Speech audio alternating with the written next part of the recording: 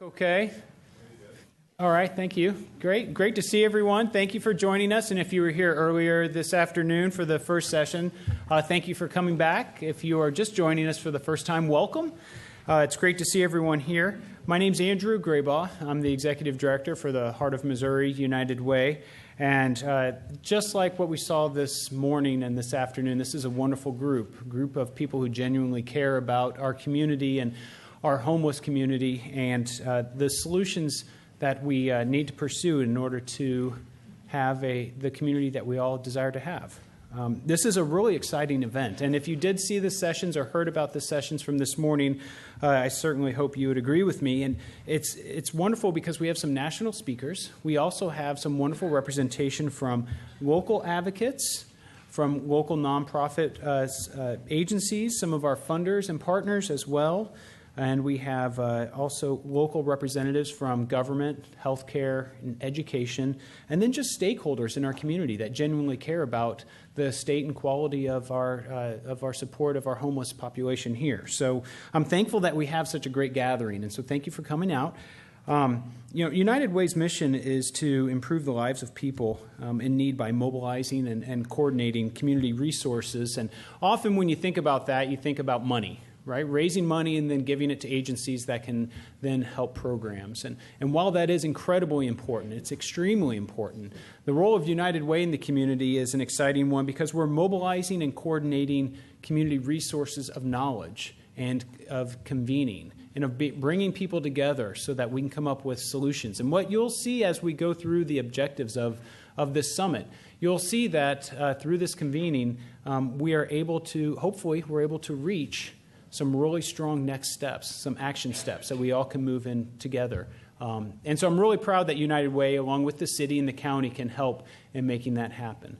The planning for the summit simply would not have been possible if it were not for our planning committee. And so really fast, they may be still serving some pizza, but if the planning committee, any members of it are here, will you please stand up so we can recognize you?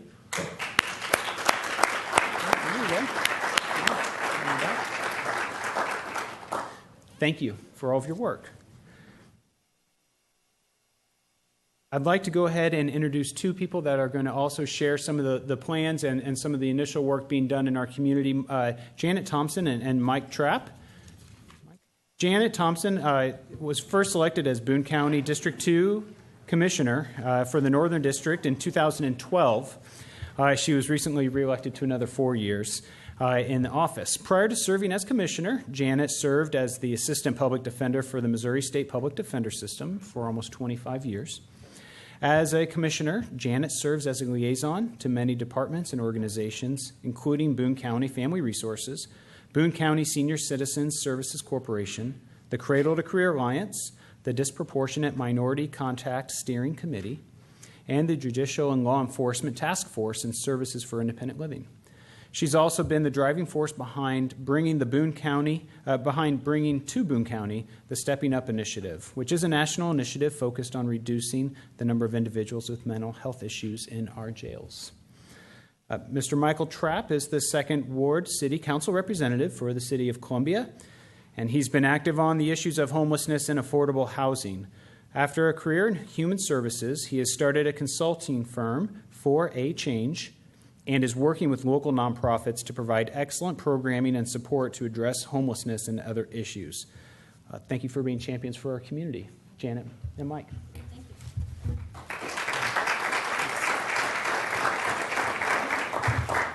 Thank you so much. Welcome, and welcome back to those of you who were here this afternoon.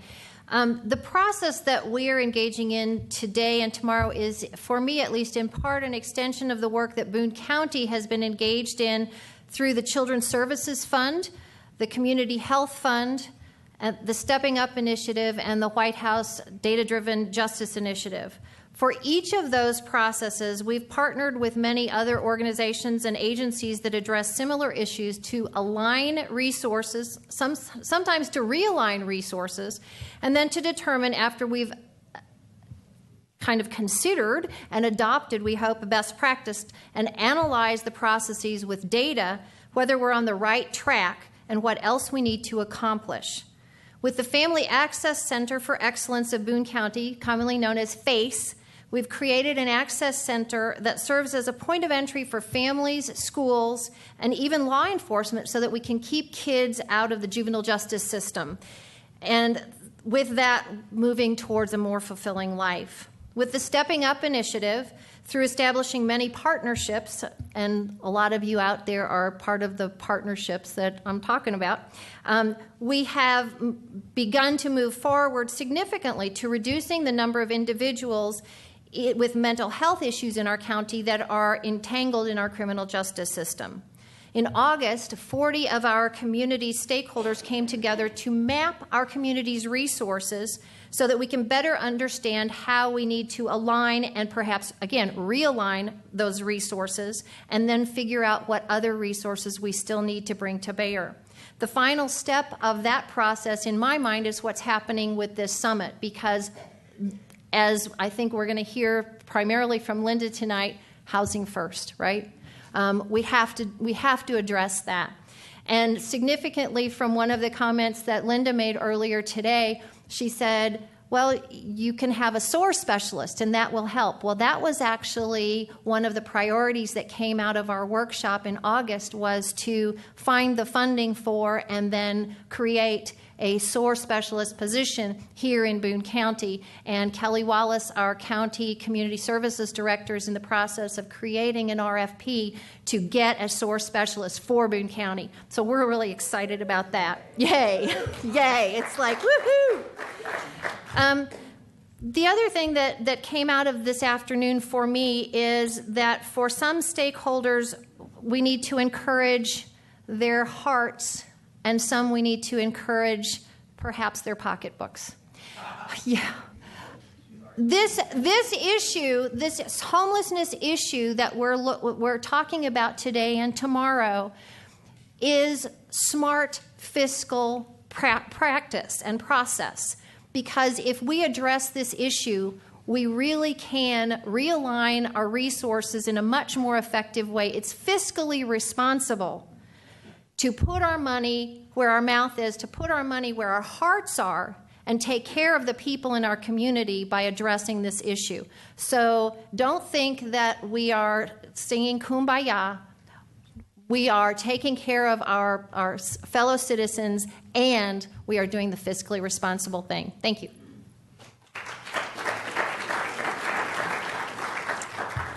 So I will try to change up my remarks from this morning because I see some folks who are here. I will point out that Ward 2 is not in District 2. Ward 2 is in District 1. All right. So you got to be an insider for that. So I want to talk about the issue of homelessness from a different vantage point, that we all carry a perspective and a vantage. When I first started to address homelessness in Columbia, it was my first job. I see Tracy Lawson, my first boss, and Jennifer, who I worked closely with at True North, and we called homelessness domestic violence, and we addressed it. And then I moved to Phoenix Health Programs, a substance use disorder treatment program provider, and we called homelessness substance use disorders. And I see Phil Steinhaus from the Columbia Housing Authority, where they call homelessness affordable housing, and I see that Burrell Behavioral Health is here, where they call homelessness mental health issues. So even though we call these different things, when we look at the people who have the most barriers and the problems, and I touched a little on that this morning, we see that they're the same folks, that they're people with multiple barriers, that they have mental health issues, substance use disorders, they have housing issues, they have vocational issues, they have physical health problems. And so, but we have single issue siloed resources, but we're moving towards an overall community response where each of those organizations are still responsible for their core constituencies and their core approach, and they all bring something valuable to that perspective, but we're all trying to achieve the same thing. And what are we trying to achieve? It's really the goals of this conference, to build a consensus on the most critical needs of the homeless populations in our community. And to do that, we'll have presentations from both local providers on what we're doing and also national leaders who will talk about best practices and what's working in other communities, to learn about innovative strategies in other communities are using to address homelessness, and to identify and prioritize the actions our community should take to address homelessness. So those issues are critical, and we need to address those. I see the 1 minute sign, so I'm going to tell a quick 1 minute story, because we're going to talk about housing first. And the idea of housing first is that homeless people need housing. And what if we tried to put them into housing? And I first started doing that in 2008. And one of my first clients that I worked in it was a long time, 30-year homeless, problems with alcohol, personality disorder, and we took a chance. We put him into housing without changing any of those other things. And we provided him friendly and assertive services. There was one night where I was called out. The police were at his house. There's all these police cars, the red and blue lights going. He's got his shirt off and he's raving. I got him back into his house. I got the police to leave. I went out to see him the next day, and he said, "Mike, if I go back on the streets again, I'm going to die." He said, "I'm going to quit drinking." And that was 8 years ago, and he's never drank again. I just ran into him at the Salvation Army, and he reported he had picked up his 8-year coin at Alcoholics Anonymous. So this does work, and it works here in Columbia, and it's been working for a long time. So thank you all for coming, bringing your energy and enthusiasm.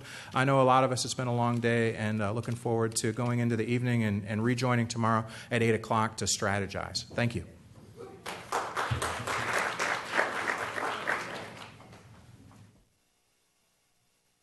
Good evening. I'm Carla Despain, and Rocky Alden and I are co-moderators for this session and for the whole day. I am Strategic Projects Manager for Heart of Missouri United Way. As well, I've been an elected official. I was on the Columbia Public Schools Board, and I've been involved with a variety of community activities. More related, the Columbia Alliance to Combat Homelessness, and I'm on that board. And as Carla mentioned, my name is Rocky Alden, and I have also had the opportunity to work for Room at the Inn as a volunteer there, and then on their leadership, and then also with Catch Board, and then also with Love Inc. And so we're very excited about everything we learned today and looking forward to tonight as well. I want to very briefly recap just a few of the things that we heard about today. We had Nancy Toma, who presented on children and family issues related to homelessness. We had James Hurd from the United States Department on Housing and Urban Development, and he shared some feedback on 2 surveys, along with a lot of other information. That was wonderful. We had Sarah Fraze, who educated us on a multitude of things that are being done for the veterans in our area. And we also had Rory Orgeron, who was the CEO of The Kitchen, who has, among many things, they've also established a Housing First program down in Springfield. So we heard on those things, and we also heard from some local people that you'll be hearing from again tonight. And in addition to that, tonight we're going to have Linda Kaufman back up, who will share on the initiatives of 100,000 homes, as well as Built to Zero, and as well as the Housing First. So we're really excited about those, as well as Jason McRoy and Sarah Buss, who are also going to fill us in on their initiative with Housing First in Boulder, Colorado. So we have a very exciting evening plan, and we thank you all for being here.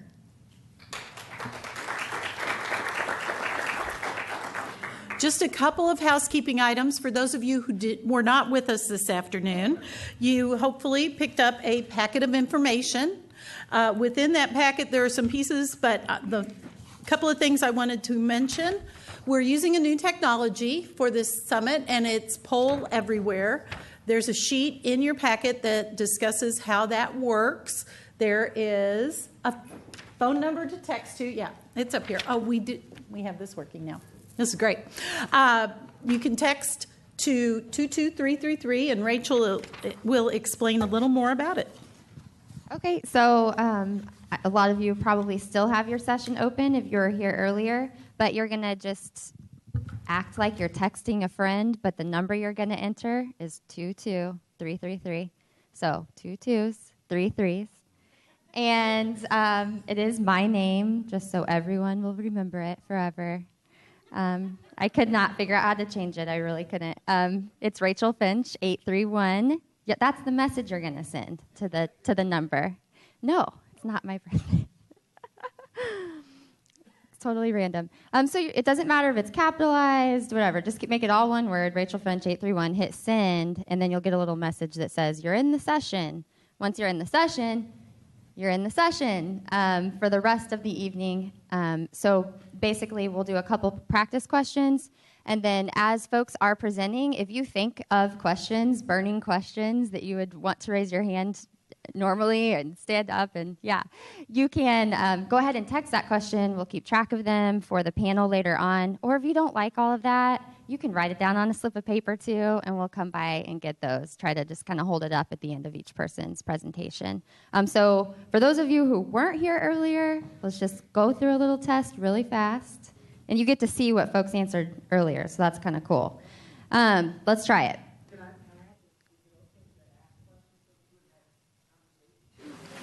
Verbally at some point? Yes, at the end. Yeah, sure. Pen, pencil, spoken questions. We'll do it all. So what's one word that you think of when you hear the term homelessness? You can see from the afternoon what our audience input, and it'll change based on if you're putting in some words. The more people who say one word, the bigger that word's going to be. Little word cloud, kind of cool. And then if we go to, so that's how you just enter if you're just entering a word, okay? I'm going to close that one and go to the next one so that you can see how to do a multiple choice. So if you were experiencing homelessness, what would you miss most about not having your own place to stay? And you're going to hit A, B, C, or D. And they'll change a little bit. A lot of people, privacy, right? Okay, so there's our practices, and now the only poll that's going to be open, nobody's going to be seeing it because there's lots of other cool things to look at from the presentations, but if at any time during all of the speakers you have questions, you can go ahead and send them in or write it down, or you can wait and try to jump up at the end, okay? Questions? Okay, thanks. Great. Yes, for us non-technology oriented people, there is paper and pencil. So, but we will try to collect all the questions and do them at one time rather than each presentation. We're trying to stay on topic here and on schedule. There's also in your folder a flyer for Street Stories, which is a performance that will be given on Friday and Saturday evenings at 7 p.m. and on Sunday at 3 p.m. at First Christian Church. And we just saw an excerpt while we were having dinner, and it is extremely moving and powerful. Some of the performers are homeless people, and some have written some of these excerpts, and they're just different short stories that will be performed. So if you can get to that, we do have tickets out by the registration table.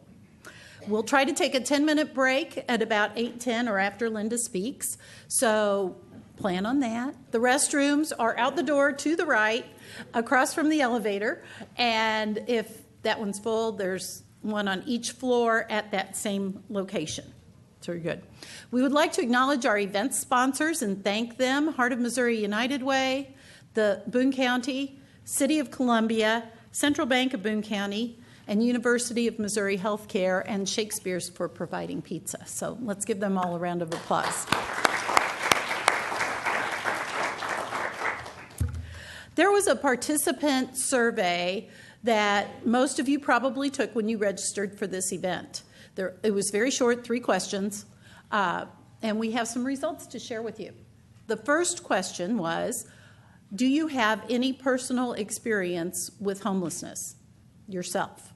And not surprisingly, it was a very small percentage, 12% of those of us in the room said that you have a personal experience with homelessness. The second question was a little more surprising. Does a family member or a close friend of yours have a personal experience with homelessness? 46% of us said yes.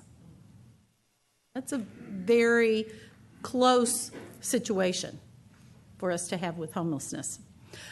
The third question was, what do you think the biggest causes of homelessness are in our community? Of course, the overwhelming answer was poverty, lack of affordable housing, and substance use or abuse. So now we will have a panel or a group of speakers from our local area to tell us whether or not we were right on that. And some of you already know the answer because you were here this afternoon. But a review of local needs and the current efforts that are being put forth in our community will be presented by Steve Hollis, Human Services Manager for Boone County and City of Columbia, Randall Cole, Housing Program Supervisor, City of Columbia, Carla London, Director of Student Services for Columbia Public Schools, Katie Burnham Wilkins, Healthcare for Homeless Veterans Program Coordinator, Harry S. Truman Memorial Veterans Hospital, and Sean Phillips, the Manager of Emergency Services, University of Missouri Healthcare. Steve? Thanks, Carla. I think there are quite a few folks from this morning, so I might be even quicker than I was this morning. As Carla said, I'm Steve Hollis. I'm the Manager of Human Services for the City-County Department of Public Health and Human Services. We're the last of the joint city-county departments, and proudly so. We obviously do public health, but we're unusual because we manage human services for the city and county, meaning that we both provide social services, we write grants, we contract for services, and a lot of what we do is actually coordinate services. One of the things I mentioned this morning is nobody's in charge of social services in our country, right? So we have a very diffuse approach in America to how we handle social issues. If it's public safety, then we know it's the police. If it's fire, we know it's fire. In our country, we have a widely varying entities, faith, government, nonprofit, working on social issues. And in that sense, no one's in charge. So one of the things that we work a lot on is just coordinating and trying to make sure folks are talking, working together. And one of those issues that we worked a lot on over the years is homelessness. Really, it's our pleasure and honor to be able to do it. I feel fortunate every day that I have a job where I'm paid to do something I'm passionate about. And it's just, to me, I'm always just thankful that our community supports a city government that works on these issues. The county has really stepped up and been a leader. And, of course, we have a really close partnership with United Way. We're working closer than ever as local funders, and a lot of what we try to do is bring resources to the providers. So one of the main things I want to do is give a shout out to all the providers. So if there's a provider of social services, could you raise your hand? And could we give those folks a round of applause? Someone asked earlier why we didn't have the local agencies present. I think in part we're limited on time. I know we know a lot about the great work that's being done. And one of the things we're trying to do is provide some context about national and other best practices so that we can really, I think, highlight some of the great things we're doing. I would argue for a city of this size, we are doing incredible things that don't typically happen in Midwestern cities of this size. Now, we don't have it all figured out, but in some ways, by bringing in thought leaders and best practice providers, we actually hope to highlight the good things we're doing and then look at ways that we can move our resources and our strategies to move towards really a theme tonight, which is housing first. I'm going to move through this very quickly. You're going to hear more about this, but there are some ways that homelessness is pretty clearly defined. The types are typically framed as chronic, transitional, and episodic homelessness. You're going to hear about that tonight. And then folks are typically lumped into being sheltered, unsheltered, and doubled up. These are the people who are homeless. You're going to hear more about this, the populations, if you will, and I'm not going to read the list because you're going to hear a lot about these populations tonight. And then tomorrow, as we use the U.S. Interagency Council on Homelessness framework, you're going to see these populations leap out because that's how the national framework is being planned. You guys nailed the poll, by the way. Look at that. See, polls still work. These are the leading causes of homelessness. I know we said substance abuse. There's actually a comment. Somebody's right. The terminology is changing. Really, we think about that as substance abuse disorders, but typically we're lumping that in with just behavioral health in general is a really significant contributor, especially to chronic homelessness. So an important issue, and we're glad the hospital's here to talk about that. Healthcare is one of the pillars of addressing homelessness, and we're particularly challenged in Missouri where we haven't expanded Medicaid, so we're looking for creative local solutions, and so I know the hospital's here to talk about that impact. Folks always want to know the number. I was really pleased that James Hurd from HUD was so cool. He gave a great talk, but he also wanted feedback, which, this is a federal guy. And so we in the spirit of Columbia, shared it readily right in front of everyone. And I was the one that probably prompted the question because I was complaining about the point in time count, which is how we know this number. For those of you who don't know, we go out across the country and we take a bunch of volunteers and we go try to count homeless people. Now, that's nuts. I don't care who. I'll say it again. In a country with this many resources, that we get a bunch of volunteers to go figure out how many homeless people we have is insane. Nothing. But we made some points tonight. One of those is that if we had a national system that worked for a registry, then we wouldn't have to do point-in-time counts. And we don't mind doing them, but they're tremendous amounts of work, and the quality of the count is highly variable from county to county. Our count, and I'm the one that does it, so I think it's pretty good. But it is decent. Now, let me say this. This is sheltered and unsheltered, and it does not include doubled up. We do try to count doubled up, but that means people couch surfing. That, as you might imagine, is a really tough number to get, right? It's the largest number of people that are homeless in the community, but is a number that is really hard to get a handle on. So this is sheltered and unsheltered. This is actually a pretty darn good count. The shelter's really good. I would argue our unsheltered count's pretty good. We do something pretty innovative. We combine it with our Project Homeless Connect. So we are pulling the proverbial needles out of the haystack and trying to connect with people. And I also think that's something we do really well through Project Homeless Connect and the point-in-time count, but also the street outreach activities that Katie's going to talk about, is I don't really care about the count. We're trying to get out and figure out who we've got so that we can work with them, build relationships.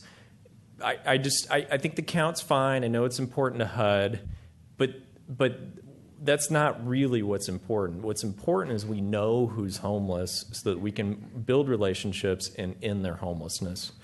Let me just say before I introduce Randy that I know we have some objectives, but philosophically, I think what we want to walk away from is that homelessness is the problem, not homeless people. We still are not always there, and I want to get there as a community.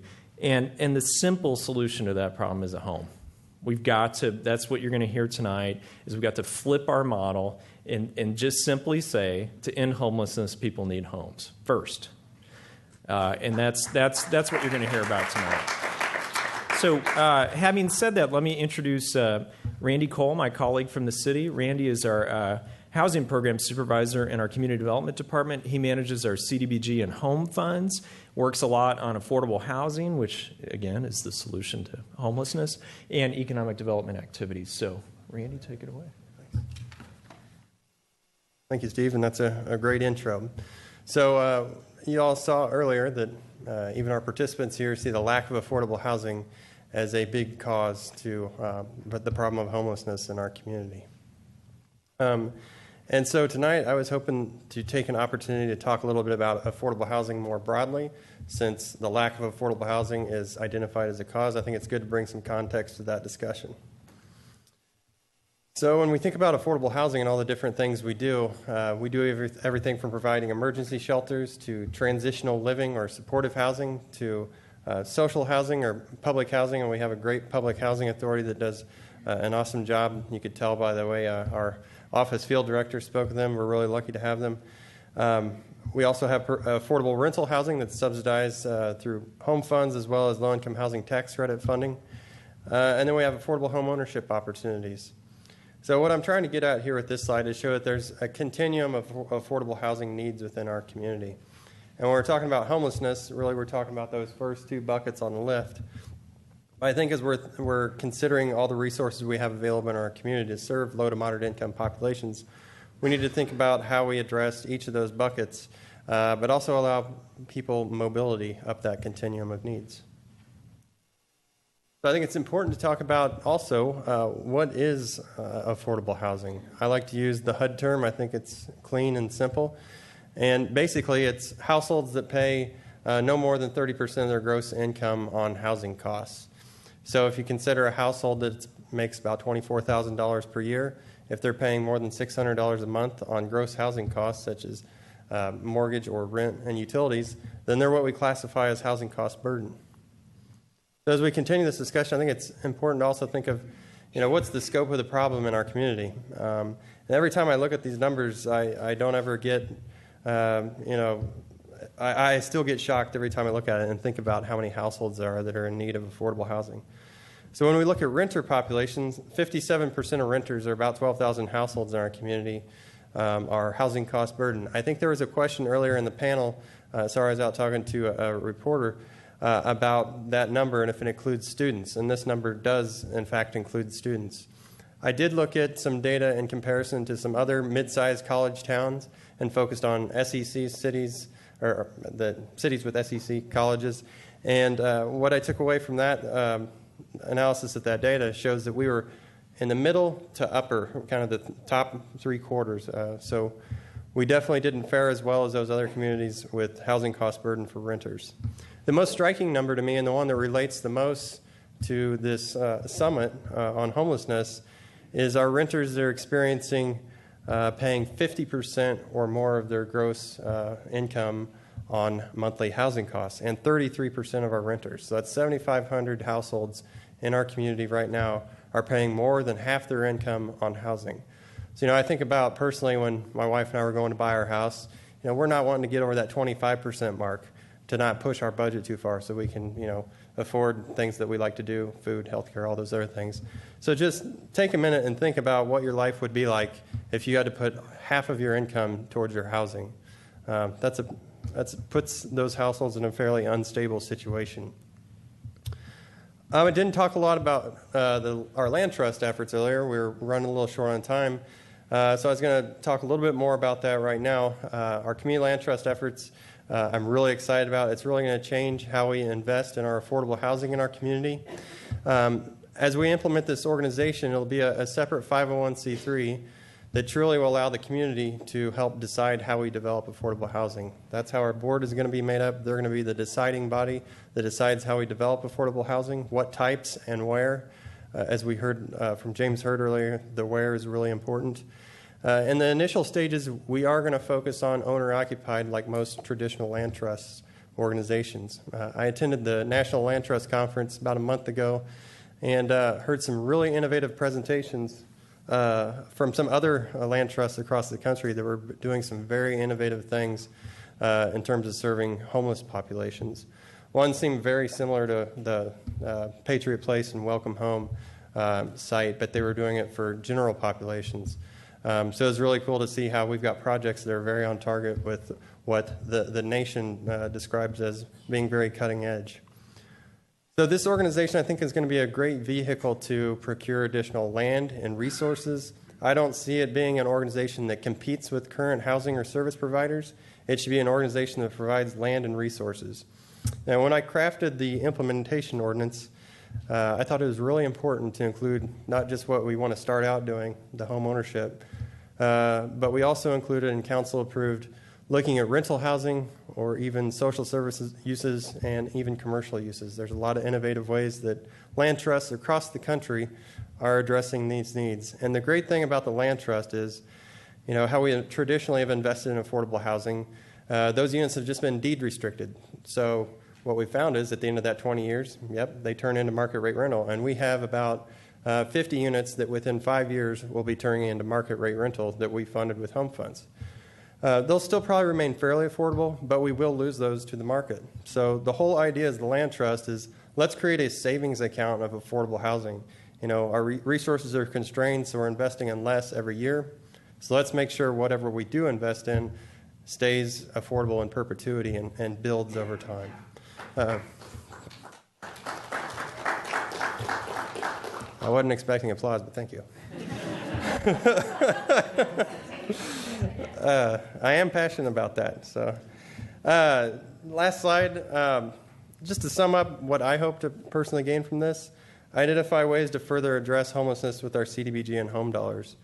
We just went through our consolidated plan process back in 2014, and this may sound strange, but I'm really excited about to do it again, our 5-year planning process, because this is truly a time where we can regroup and re-strategize and think about how we can better use our CDBG and home funds. So I think events like this are great at seeding those processes. I also want the audience to think about the continuum of needs within our affordable housing market, and I'll also maybe look at some additional roles for the Community Land Trust down the road once that organization is established. Thanks.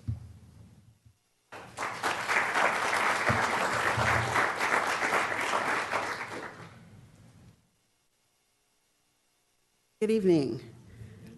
If you were here this afternoon, you heard me say that a population that is often overlooked when we have these conversations is our youngest and most vulnerable individuals, and that's our students. And so this is a topic that's near and dear to my heart, both as a social worker in my past life and now as an educator for Columbia Public Schools. And so we have 3 big rocks that we call them at Columbia Public Schools. We want to get kids to school, keep them in school, and get them caught up. All of those are very challenging for students who have uncertainty every evening when they go home. So we operate under ESSA and McKinney-Vento. So ESSA is the Every Student Succeeds Act, and McKinney-Vento basically describes homelessness as children who lack a fixed, regular, and adequate nighttime residence, and it has to be all 3 of those things. It has to meet the requirement for it to be considered a student who is stable. So if any of those pieces are lacking, then a student can be in crisis. This law, just a little background, was put into place in 1987. It is a federal law, so it takes precedence over state laws. And the main themes were school access, school stability, support for academic success, and the best interest of children, operating in the best interest of children. So in 1994, there was an amendment that added preschool, and then in 2002, the requirements were strengthened and requiring all educational agencies, local educational agencies, to have a liaison. So I am the homeless liaison for Columbia Public Schools.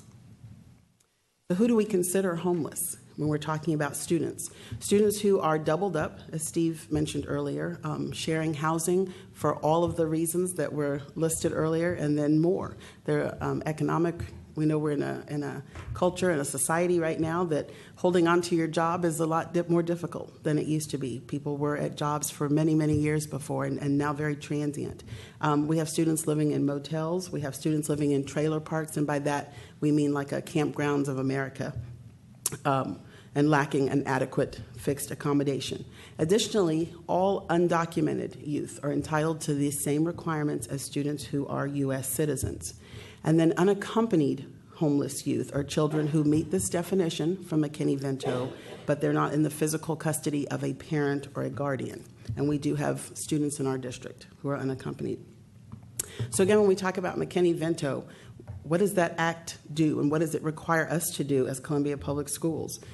Enrolling students without barriers. As we all know, getting a student enrolled in school, there is a ton of paperwork, and when you are transient or moving from one place to another, keeping up with paperwork can be very difficult, and that is never to be a barrier for us when we get kids in school. We want them in school, and we'll work on the paperwork piece later.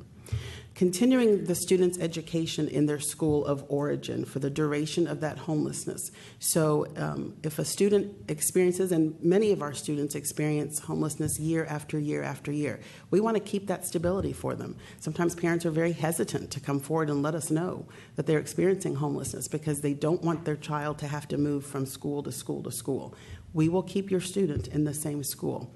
We will also provide transportation for your student. That's not an easy task in a district that's our size, but it is something that we are committed to. There is an amendment that's going to take place next month, which is pretty significant. So the definition McKinney-Vento used to say awaiting foster care placement.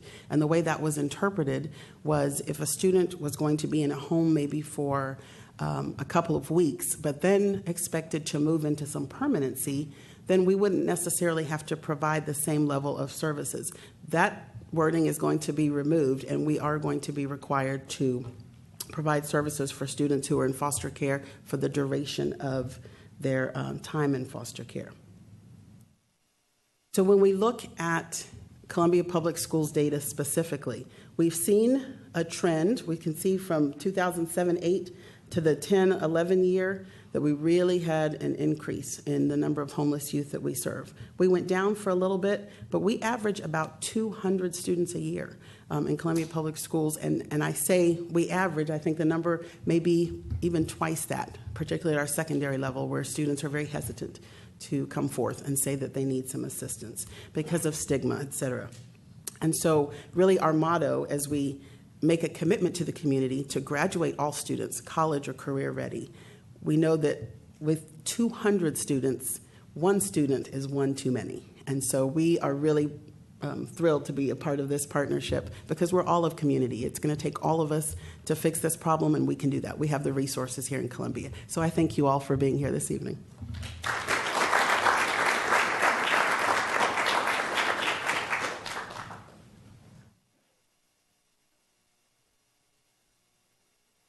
Like, I'm not Sean Phillips.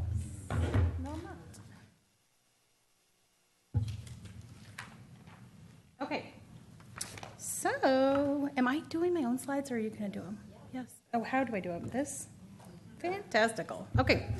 So, I am Katie Burnham Wilkins. I coordinate the homeless program at the VA here in Columbia, and I also facilitate our task force and our coordinated outreach team. And I actually see a lot of new faces in the audience tonight, so I am really excited about giving this presentation again. A lot of the new faces I don't recognize, so I'm excited about you guys getting a chance to hear about our work. We wanted to be sure to present about our task force, our by name list, and our outreach team to provide some context for our keynote speakers and also for the planning tomorrow morning.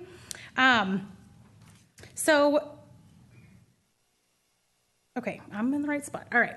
So we started a homeless task force back in 2015, and we actually spent about 6 or 7 months in the planning process before we began implementing key strategies in January of 16. So this is a pretty new project for us.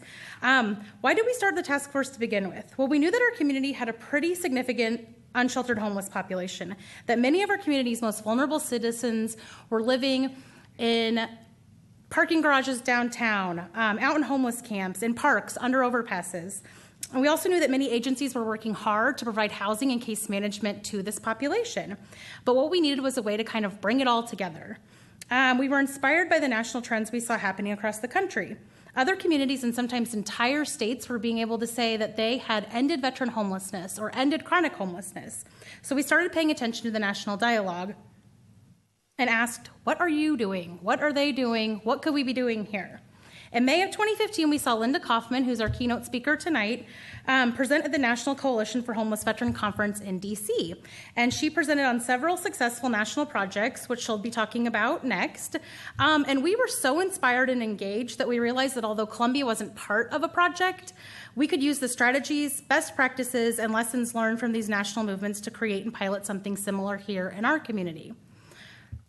I will also say selfishly, I've been at the VA, I think January will be my 9th year, and so we just planned our 8th Project Homeless Connect, and we were seeing the same faces year 1, year 2, year 3, year 4, year 5, you get the drift. So to me, it's a question of what on earth are we doing in the community if we're still seeing the same people homeless year after year after year after year, and what in the heck do we need to do to figure out how to correct that and get people into homes?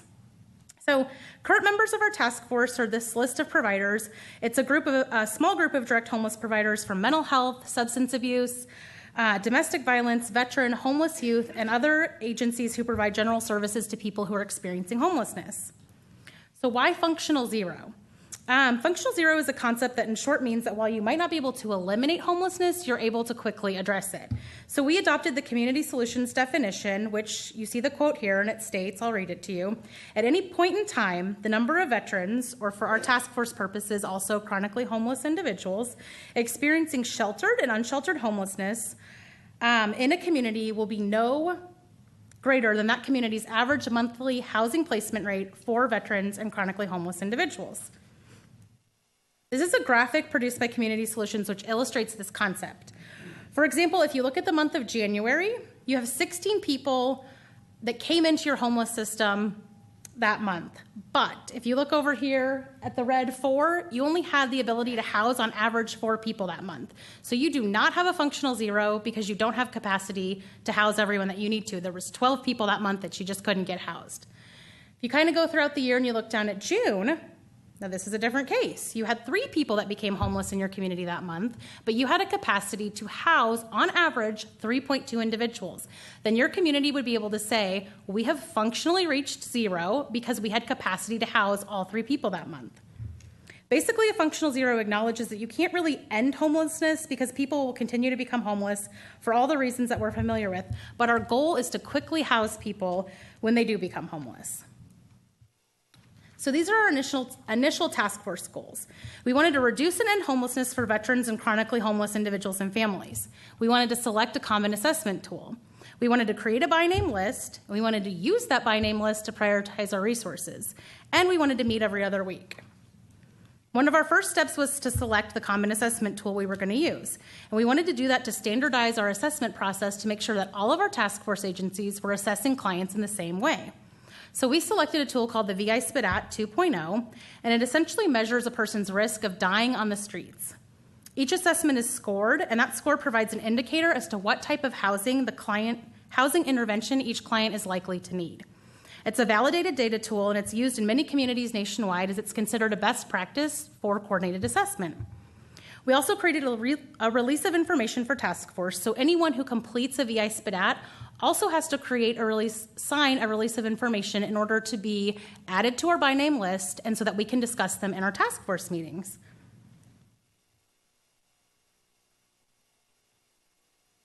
So what is a by name list? Well, a by name list is essentially a first and last name list of all the people experiencing homelessness in your community. Once we had selected our assessment tool, we hosted a registry week to coincide with our Project Homeless Connect event and our point-in-time count. And then we set out to complete as many VI SPDATs as we could during street outreach, during outreach to our homeless camps, with clients, at each of our agencies, at the drop-in center, at the temporary cold weather shelter, and basically anywhere and everywhere we could. One major task is to figure out who will collect and enter the data and where you will store it.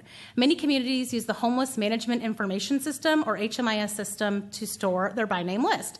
However, our HMIS provider does not have capacity to store the list, and since the VA had spearheaded this effort, we agreed to collect the data. We wanted to be able to store the list so that all task force agencies could have access to it in real time, and lucky for us, the Heart of Missouri United Way graciously allowed us to use Basecamp, which is an online project management tool, and that's where we store our list. We meet every 2 weeks to go through the list. In each meeting, we review and staff the top 15 people from each category. So we look at chronically homeless individuals, chronically homeless families, veteran individuals, and veteran families. In addition, we review the entire by name list, which is a couple hundred people, on a quarterly basis. As part of our review, we case conference difficult cases, we provide updates on each client's housing status, we discuss and problem-solve barriers, assign clients who aren't already assigned and working with an agency, we share updates, successes, failures, and brainstorm solutions. Staff from each agency review the by name list before coming to the meeting so that they are prepared to provide updates on each client. So it's a working meeting where we're discussing the caseload in each meeting. In general, we want to use the by name list to prioritize resources for the most vulnerable, which means agencies no longer cherry pick who they think is ready for housing, who they think deserves housing, or who they think will do well in housing. Instead, the list tells us who's the most vulnerable, and we work with those people first, which helps us to ensure that our scarce resources are being used for the most appropriate population. A big driving question in Columbia was, how do we solve a problem we don't understand? Well, we wanted to have a by name list that informed us about the scope of the actual problem and data that allowed us to communicate with each other and key stakeholders about what was really going on. We also realized that if we could define the problem, we could also assess whether or not our community had the right tools and resources we needed to solve the problem. Do we have the right amount of supportive housing beds? Do we have the right amount of rapid rehousing dollars, outreach caseworkers? Are we using them correctly? And are we capable of functionally ending homelessness? We've had great success with our by name list. Since February of 2016, we've housed 129 people. 58 of those were homeless individuals and families. 71 of those were veteran and veteran families. I also want to take a quick minute before my time is up to talk a little bit about our coordinated outreach team. It plays a critical role in making sure that we are reaching our most vulnerable, unsheltered homeless population. So our outreach team, I guess that slide, oh, there it is, consists of staff from Burrell Behavioral Health, Columbia Police Department, New Horizons, Phoenix Health Programs, Rainbow House, and the VA. So our goals are to know our unsheltered homeless population by name. We meet weekly to coordinate outreach efforts, including providing updates, planning for purchasing outreach items, and reviewing the by name list. We coordinate weekly outreach to Turning Point, which is our drop-in center. Seasonally, we coordinate weekly outreach to Room at the Inn, which is the temporary cold weather shelter. And then we do weekly outreach to the homeless camps, to downtown, and to Flat Branch and Douglas Park with the Columbia Police Department. So a typical outreach day looks something like this. We visit known camps and locations. We deliver outreach supplies. We see outreach supplies as a critical part of establishing trust and rapport. If a client needs a flashlight, underwear, matches, whatever they need, and we're able to deliver that item to them, it shows them that we're able to do what we say we're going to do, which helps build trust over time. We also want to make sure we're completing assessments with our unsheltered homeless population and getting them on the by name list to make sure they don't slip through the cracks.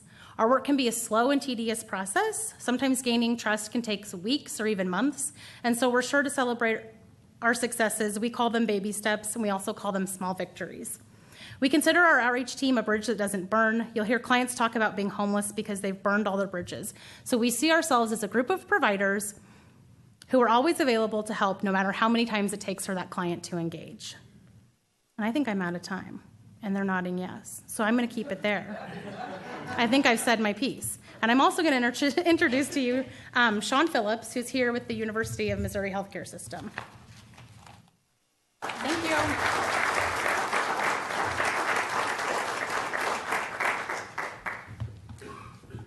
Good evening. I am a registered nurse, and I am the manager of the emergency department at University Hospital. So to best describe the many patients we care for in our emergency department that experience homelessness, I would like to tell you about one individual. I'll refer to him as John to protect his identity.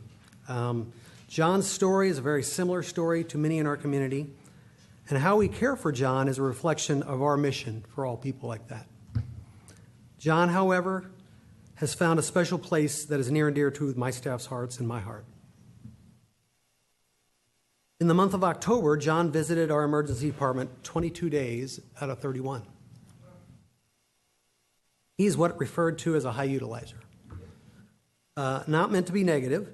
The staff just know that John is on the top 10 list of people that use the emergency department more frequently in a month. And if anything, the staff see these visits not as a burden, but as an extended opportunity to show more love and compassion to patients like John.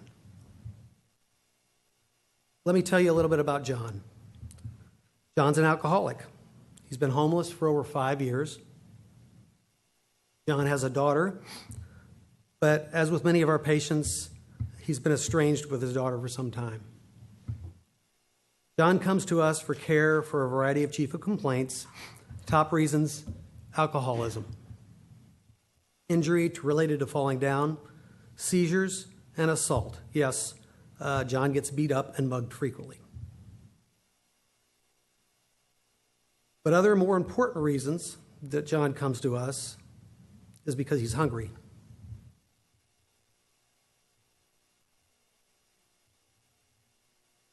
John is cold. Sometimes in the middle of the summer, he's hot. John's wet, soaked to the skin from laying in the rain. John's tired, or in many instances, John's just lonely. Almost every time John comes to the emergency department, it's by way of EMS. That's the emergency services. So an ambulance is called out from a 911 call from a concerned citizen. When EMS arrives on scene, they find John lying on the side of Interstate 70. Or another 911 call for a dead guy laying in the alley downtown is John. The EMS staff know him well. They'll first make sure John does not need any life-saving measures. Then they will help John with his basic needs. EMS staff carry bottled water and food snacks on their trucks for times like these. Sometimes that's all it needs, and John's on his way. Sometimes they'll take John to McDonald's to get him a hot meal. Many times, John needs more extensive help and will need to come to the emergency department for care. The nurses in the emergency department, we bring in used clothes or clothes that we find on sale, and we keep them in a special cabinet for John. Things like underwear, socks, t-shirts, used shirts, jeans, and when it gets cold, coats and boots. John is always hungry, and more frequently, the first question we ask after we stabilize him is, when's the last time you had something to eat? His favorite thing to eat, by the way, is soup. John loves tomato soup. And chocolate ice cream for dessert. He is always kind, grateful, and once wrapped in a warm blanket, will sleep for hours on end, almost as if he knows he's safe and is able to rest protected. We communicate with each other at shift change and our day-to-day work to find out the last time John had a shower. We'll take him to the shower every couple of days in our locker room, comb his hair, shave his beard, brush his teeth. It's the only time he gets personal hygiene, and he's always appreciative. There are many barriers that help John out. He can't afford prescriptions, so we have a process to where we can assist him with that. And that only works for a little while because clearly the medication runs out and he has to come back for help. Another issue is arranging follow-up care or getting these patients set up with a primary care physician. That's always difficult to do. They don't have any mode of transportation. They don't have a phone, so they don't really get appointments after they leave. They don't have any money to fill the medications monthly for the much-needed prescriptions. We partner with organizations like MedZoo, the free clinic, and make appointments for them to follow up and hopefully get the ongoing care they desperately need. We work daily with homeless shelters to get these type of patients placed so they can have a place to sleep. All of us in this room and in this community are only one day away from experiencing a life-altering event that could cause us to experience homelessness. My passion and goal is to provide these individuals with love and compassion for the short time they are entrusted in our care. Thank you.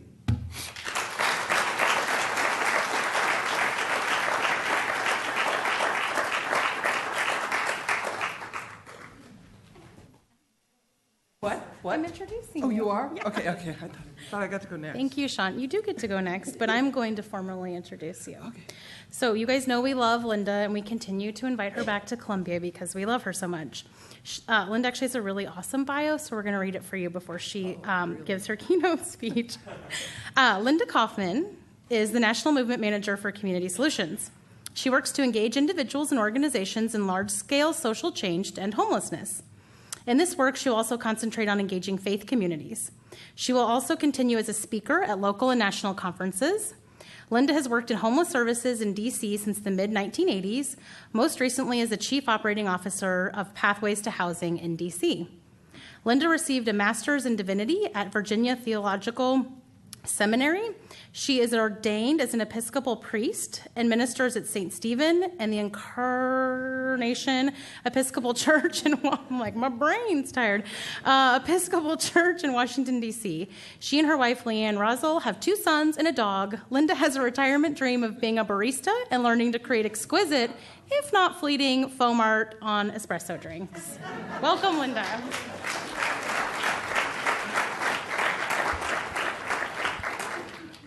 Thank you, Katie. So who was not here this afternoon? Okay, I'm going to be talking to you, and the rest of you, you could just like snooze for a little while because I have a lot of stuff that I have other stuff that I'm going to get to. I work for an organization which is committed to help any community that wants to get to zero, to get to the end of homelessness. We invited communities to be part of that a couple of years ago, and and those communities are part of the movement called what has been called Zero in 2016, and now we're calling Built for Zero because we clearly are not going to end homelessness in those communities in the next 6 weeks. So we changed our name,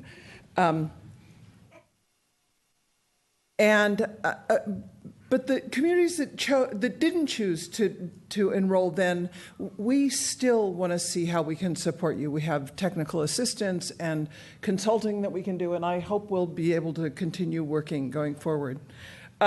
So are you ready for zero? Are you? Yeah. I mean, I think that's what I'm so excited about is that, you all have really pushed into the idea of ending homelessness and said, there are some things we can learn, there are some things we can do. What are we waiting for, And I'm really excited to be part of the conversation as you look at this and say, okay, we're doing this, let's figure out what's next and let's really embrace it and go forward. So Community Solutions decided in 2010 to do something called the 100,000 Homes Campaign.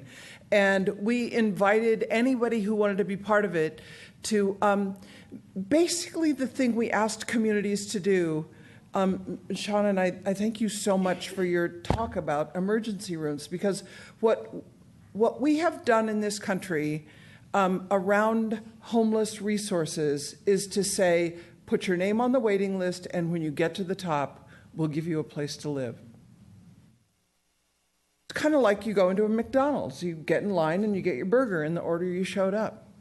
I think we should run our homeless system. I think we should handle the resources we have, the very precious resources we have, called housing resources, like an emergency room. We should be able to triage everyone who shows up in our system, and they get services and resources based on their acuity rather than how long when they happen to chance to get on a list.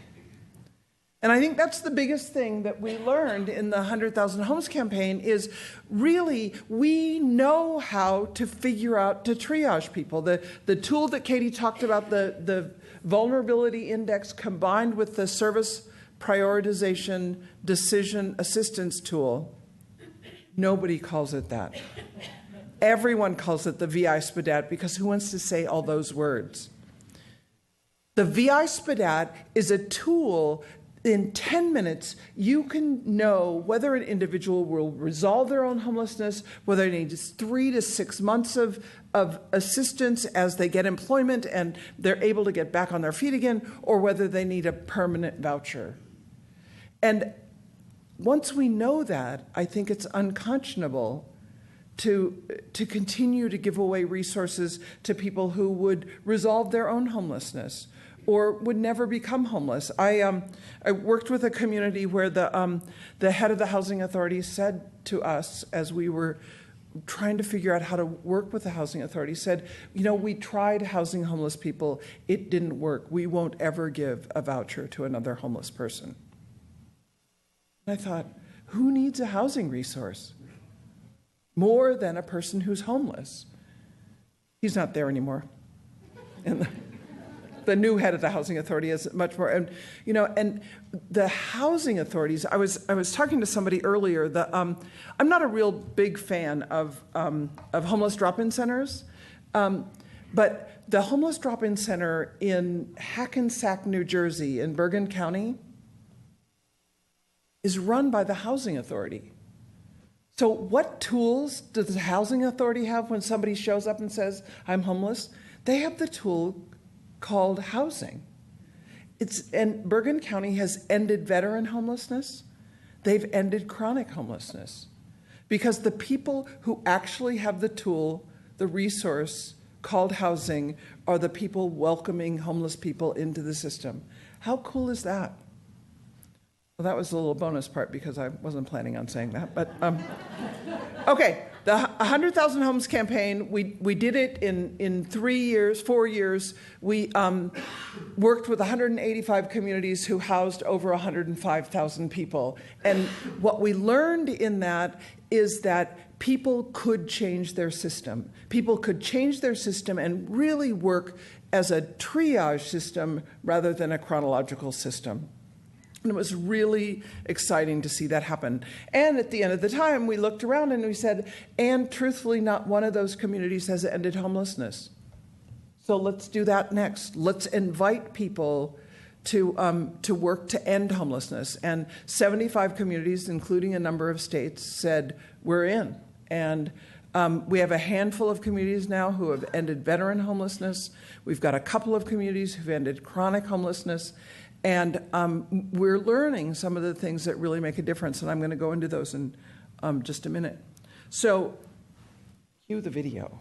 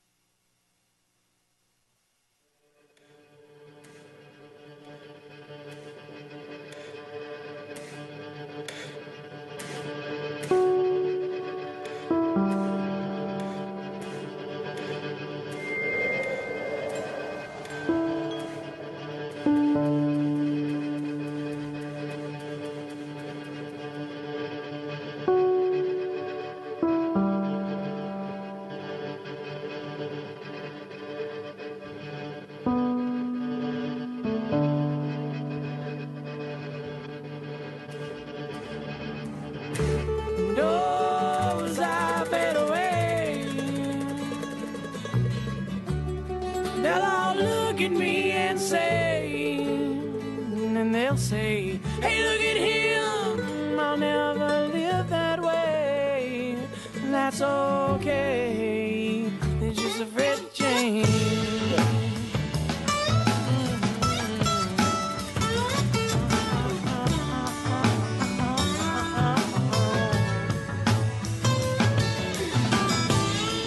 When you feel life ain't worth living, you got to stand up and take a look around.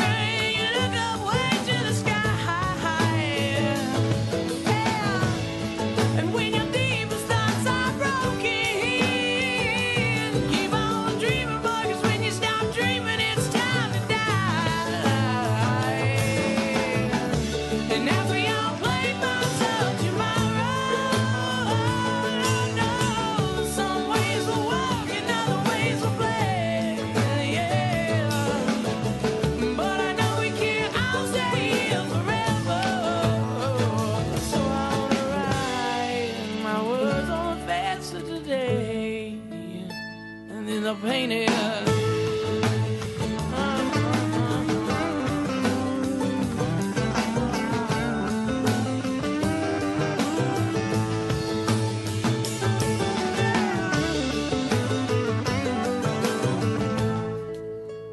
Knows I fade away.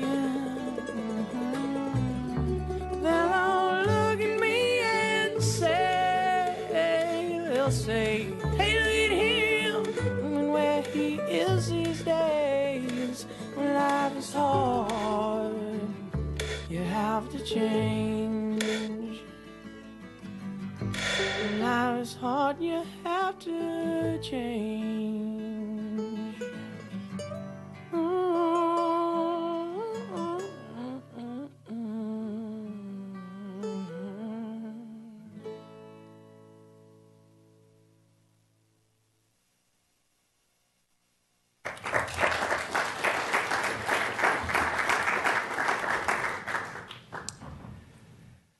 What I'm asking you to do is to change the way you have always done things. And I know that change is not easy.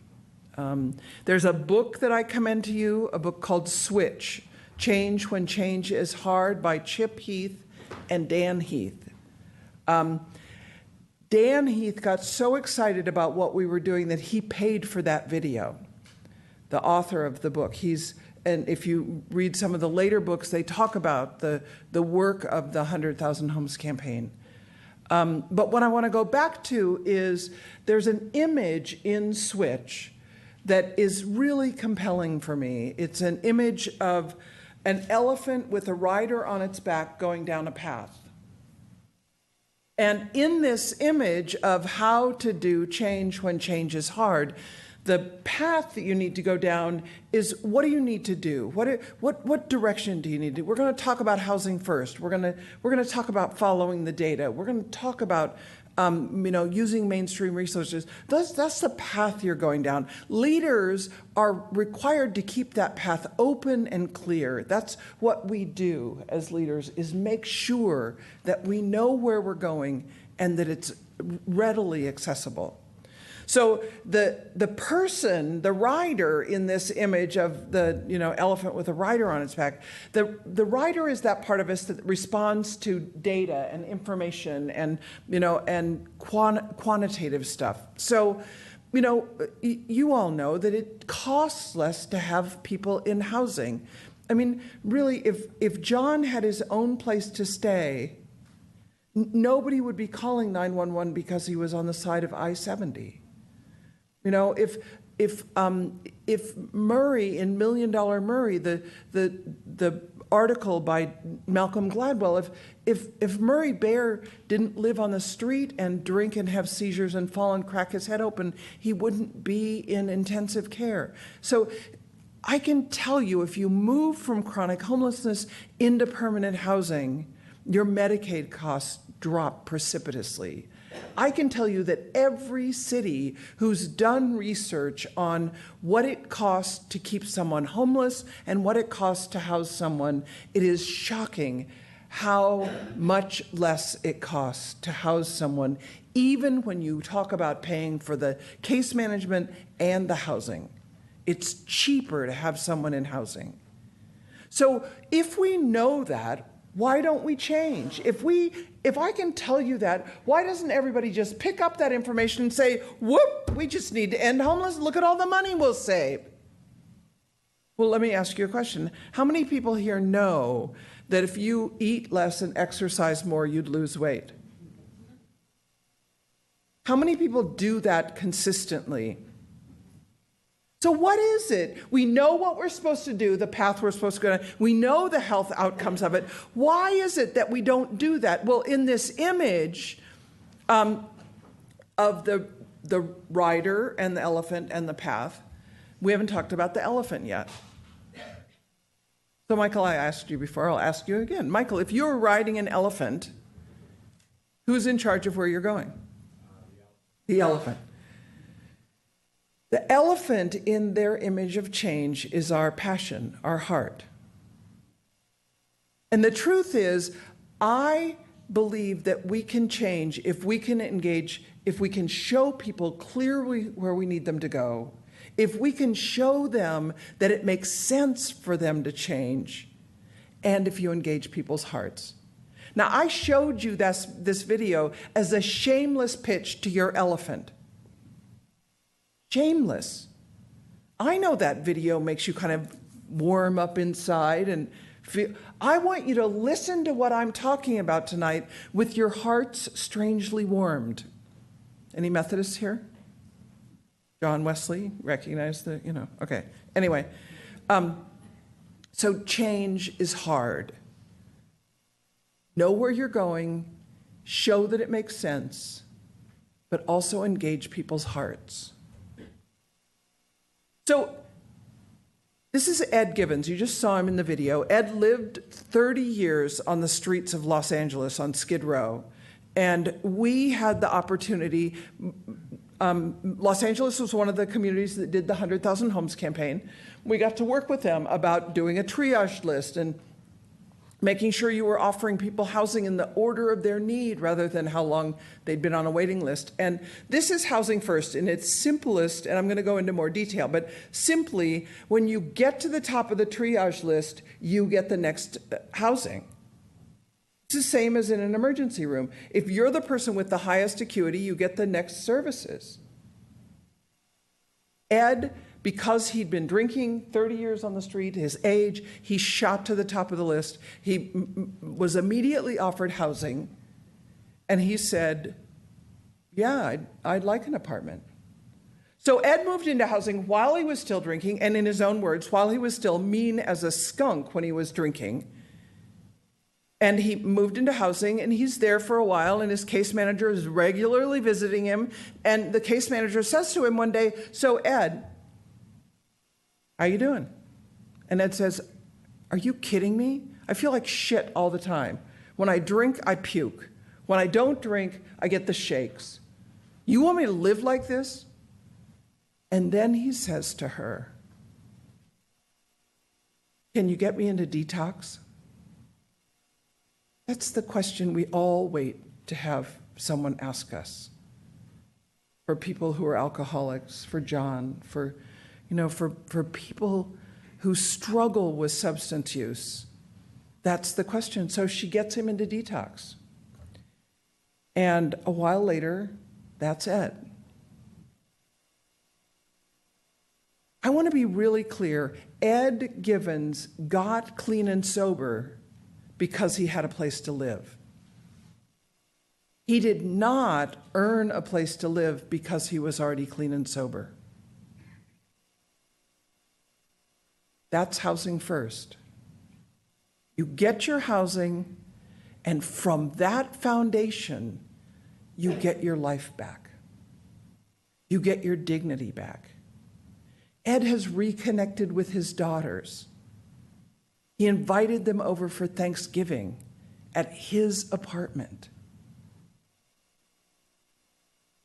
That's the change that happened 105,628 times in the 100,000 Homes campaign. That's the change that's happened over 61,000 times in the Zero 2016, Built for Zero now, campaign. That's what is happening every day here in Columbia. I carry in my wallet a laminated picture of Ed, front and back, before, after. When someone says to me, what do? I say, let me show you. Because I think this is the most powerful explanation of what we do. We engage people on the street, we get them into housing, and they get their lives back. You've got people like this in Columbia. Get a before and after picture, laminate it, hand it to everybody, take it around, show it. Nobody is safe for my enthusiasm. I was in the Atlanta airport one time, and some poor barista says to me, what do? And I didn't just pull out my Ed Givens picture. I opened my computer and made her look at the whole video of the 100,000 Homes campaign. Nobody is safe for my enthusiasm. This is the most important thing I have ever done in my life, is to be part of the work to end homelessness. And I am so proud to know you all and to know that you're about the business of doing this. Because without housing, people die on the street. And I would go a step further to say, every time we give housing to someone who would resolve their own homelessness, we take it away from someone who needs permanent housing, because we don't have a lot of extra resources. We don't have a lot of resources that we can just fritter away to people who don't need them. You would never give open heart surgery to someone who showed up in the emergency room without any symptoms of a heart attack, who just said, I'd like open heart surgery, and I'll just wait. I know it's, I'll get to the top, I'll just wait for that. We wouldn't do that. We'd think it was silly. So let's make sure we use our resources really, really well. So I want to talk with you about a handful of things that we learned as part of the 100,000 Homes campaign. I'm not going to go into a whole lot of detail because there's some other stuff I want to talk with you about. But But we did a survey, a self-assessment of all the communities who were willing to tell us how things were going. We matched that up with how their housing placements were going. So what we found was there are a handful of things that if you do these things, you have a much better chance of radically reducing homelessness in your community. So the number 5 thing is that you have to have a concrete plan to tap into mainstream resources, because we can't end homelessness with homeless set-asides. The 1% of the housing resources that HUD offers to communities, 1% of those are specifically required to be used for people who are homeless. So we have to use housing choice vouchers. We have to use Section 8. We have to use public housing in order to get to the end of homelessness. Medicaid. We heard this afternoon about waivers that can be used for getting people Medicaid services that can make a real difference in the work you're doing. So there are block grants that are coming down from the federal government that each community chooses how those block grants are used. You need to have your snout in that trough and say, we need these resources for homeless people. This is what we can do in our community. We actually can save money by putting those resources into the work of ending homelessness. So make sure that all the resources in the community you're looking at and saying, which of these could make a difference for people who are homeless? That's the number 5 thing. Number 4, this is going to sound so silly when I say it, but only pay for what actually works. And I'm pretty clear on, okay, is this the point I say? I'm pretty snotty and I'm very opinionated. And I have committed the last 30 years of my life to working with homeless individuals and now working to end homelessness. And I care about one thing in the work that we're doing, and that's whether or not someone has moved into a home. The one outcome I want to make sure that every community tracks is housing placements. Because if you're talking about people who have no place to live, the one thing that's going to make the major difference in their lives is whether or not they got a home. The only cure for homelessness is housing, a home. So I don't care how kick-ass your Midnight Basketball League is for homeless youth. If it's not moving the needle on housing placements, don't pay for it with homeless dollars. I don't care how many showers your organization offers unless you can show me that that is directly used for engaging people so that you can work with them to get into housing. I want to know that every penny that's used in homeless services, homeless programs, all of this is moving the needle toward reducing and ending homelessness. The only way we can do that is if we have good data. Now, who in here loves spreadsheets? I know you guys. I'm so grateful that people love spreadsheets, because without you folks loving spreadsheets, we would never be able to show what our outcomes are, what the data is showing us, and how we do this. So data is sexy, you sexy fools. I love you spreadsheet people. Thank you. I am not one of you, but I really love you. So the number 3 thing is you need to do coordinated access. This is where I move away from preaching to you about what you might do to meddling in your business.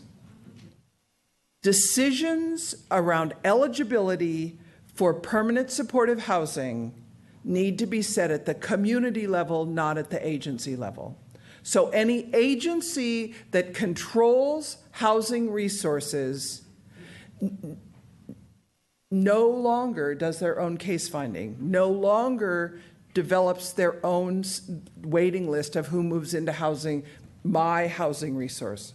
The meeting that Katie was talking about of the Functional Zero Task Force coming together and going over the top 15 people every week, that is how your community decides who gets the next available housing. That's a hard change to make. Head, heart, path. You got to just keep going back to, we can do this. It's totally different. But it's what means that your community is working toward seriously reducing and ending homelessness when those decisions are made at the community level, not at the individual agency level. Number two, you need to have a by name list. You could not, well, I'll ask you, Sean, could you run an emergency department without a triage list? No, you can't do it. And you can't run a homeless system without a by name list that is prioritized. We talked about that. I'm thinking about, I've never had a tattoo before, but I'm thinking about a tattoo. So I think BNL, by name list, right here might be my tattoo. Because it's that important. You can't do it without a by name list. And the number one thing that you have to do if you're going to end homelessness is you have to do housing first. So I'm really sorry for you guys who have to hear this again, but could I have the microphone, please? Okay. All right. So housing first simply means that when you get to the top of the prioritized list, you get the next available housing. You don't get it when you're clean and sober. You don't get it when you take your psych meds. You get it because you're the first and highest person on that list. You wouldn't wait for someone who's having a heart attack to get clean and sober before you offered them medical services. We're not going to do that for housing either. So I'm Ed Givens. I lived on the streets for 30 years. I've just gotten my own apartment. And I get my apartment and I keep my apartment by following my lease. What's the number one thing you have to do if you have a lease? Pay your rent. The second thing you have to do, and I'll just tell you this because I don't want to spend a lot of time thinking about this, but you know that other 12 pages of lease that you sign? It just means don't bother your neighbors. That's it. So if you pay your rent and you don't bother your neighbors, you get to keep your place. You're totally based on your lease. Now, if I'm Ed Givens, do you think I'm going to need other supports? Okay, but they're way over here. They are completely separate from my following my lease. So I'm over here. I've got my lease over there. I'm keeping my lease, but I'm over here, and I don't have to receive services from you. You're my caseworker. It's not required. I'm not going to lose my housing if I slam my door in your face. So you're going to have to be winsome. You're going to have to be engaging. You're going to have to ask me questions when you show up. So Linda, what's going on? Anything I can help you with? And I'm like, are you an idiot? I have no money. I need some cash. And, you're the caseworker. You're going to decide. Maybe this guy could get a job. Maybe she could qualify for SSDI or SSI. And once I get money coming in, the next time you're there, I'm like, whoa, Steve, thank you so much. I have this card, and it's like money, And the next time you say, what can I help you with? I'm going to say, well, I have 2 daughters that I lost in the system. And I wonder if there's any way I can find them. Or I'm going to say, well, I'm HIV positive. I found out in 2009, but I never did anything about it. Can you help me go to the doctor? Or every time you come to me and ask what I want and help me get it, I'm going to be a little bit more honest, a little bit more connected, and every one of those things is going to help me stay in my housing. Now, hold on to your hats, ladies and gentlemen. How many people here have ever used the Google Translator? You in the back, I'm especially interested in. You people. Is it perfect? Does it usually give you the gist of what kind of enough? Okay, so one day you're going to show up at the door of the person who's in housing, and you're going to just politely knock on the door, and that person is going to rip open the door and say, "Fuck you! I hope you die! I hope you never come back! Don't ever come back here again! I hate you! I hope you and your children all die! Fuck you!" Slam. Now, if you'd run that through the Google Translator, what I just said to this poor woman, Heather, is, "This is a really bad day. Can you come back tomorrow?" And what I'm hoping is that Heather will say, "Whew, that was bad." And she will go back and gather her wits together and say to her colleague, "Rocky, can you go with me? Because that Linda Kaufman is big. She spits when she yells. And I just need somebody to go with me. I just need somebody. What I don't want you to do is go back and write me up. Linda Kaufman is violent. She should be taken out of this program." So Housing First means that you've got a Google Translator going on sometimes where you're having to stop and think, what does this mean? What's going on here? How do I support this person at a time when maybe what I want to do is say, "Fuck you" right back, because I'm not real happy about being here either. I don't want to be yelled at. But we're the professionals, and we want to do what we can to keep that person in housing. You keep your housing by following your lease. You get social services unconditionally. They're not required, but you keep offering those social services. To me, that's what Housing First is. It is the hardest work you will ever do, and it's the most rewarding. It's people, you saw that picture of Ed Givens. I would not have walked by the street where Ed Givens was sleeping and said, "There's a guy I'd like to have as my next door neighbor." But I'll tell you, the after picture of Ed Givens, I wouldn't think twice if I rode the bus with him. I wouldn't think twice if I saw him coming out of the house next door to me. That's what can happen to in people's lives. That probably means I won't yell at you again, but I could pick it up at any time and come after you. Yeah, you guys still awake? Okay. When I worked at Pathways to Housing, Sam Sambaris at Pathways to Housing developed the idea of Housing First, and one of the things he did was to put another Housing First organization, Pathways organization, in Washington, D.C., and I had the privilege of running it for a number of years. And in Washington, D.C., we were the only Housing First organization for a long time, and people would snipe at us all the time. Housing First doesn't really work, and you guys know that. And so a friend of mine, Richard B. Bout, psychologist, really fine statistician, he was convinced that there had to be ways that we could predict who was going to make it in housing. So he worked for Community Connections. Community Connections was a private housing authority. They had purchased so much housing and had so many vouchers flowing through that they were a private housing authority. They had all the medical records of people, all the housing records of people, and all the mental health records of people. So he said, "I am going to prove to you that there are predictors." So he sliced and diced that data. He's a spreadsheet guy. He sliced and diced that data every way to Sunday and came back to me. And when I'm doing training with people who just in Housing First stuff, I say, "Okay, everybody get your pen out. I want you to write this down. This is what Richard found out when he did that." And people are like, with their pen. And then I say nothing.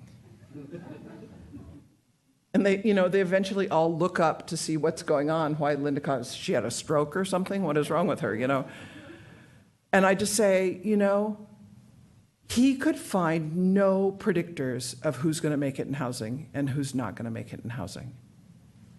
And I say, if we don't know who's going to make it in housing, then how's everybody who gets to the top of your acuity list? Get them in housing and work your buns off to keep them in housing. So that's housing first.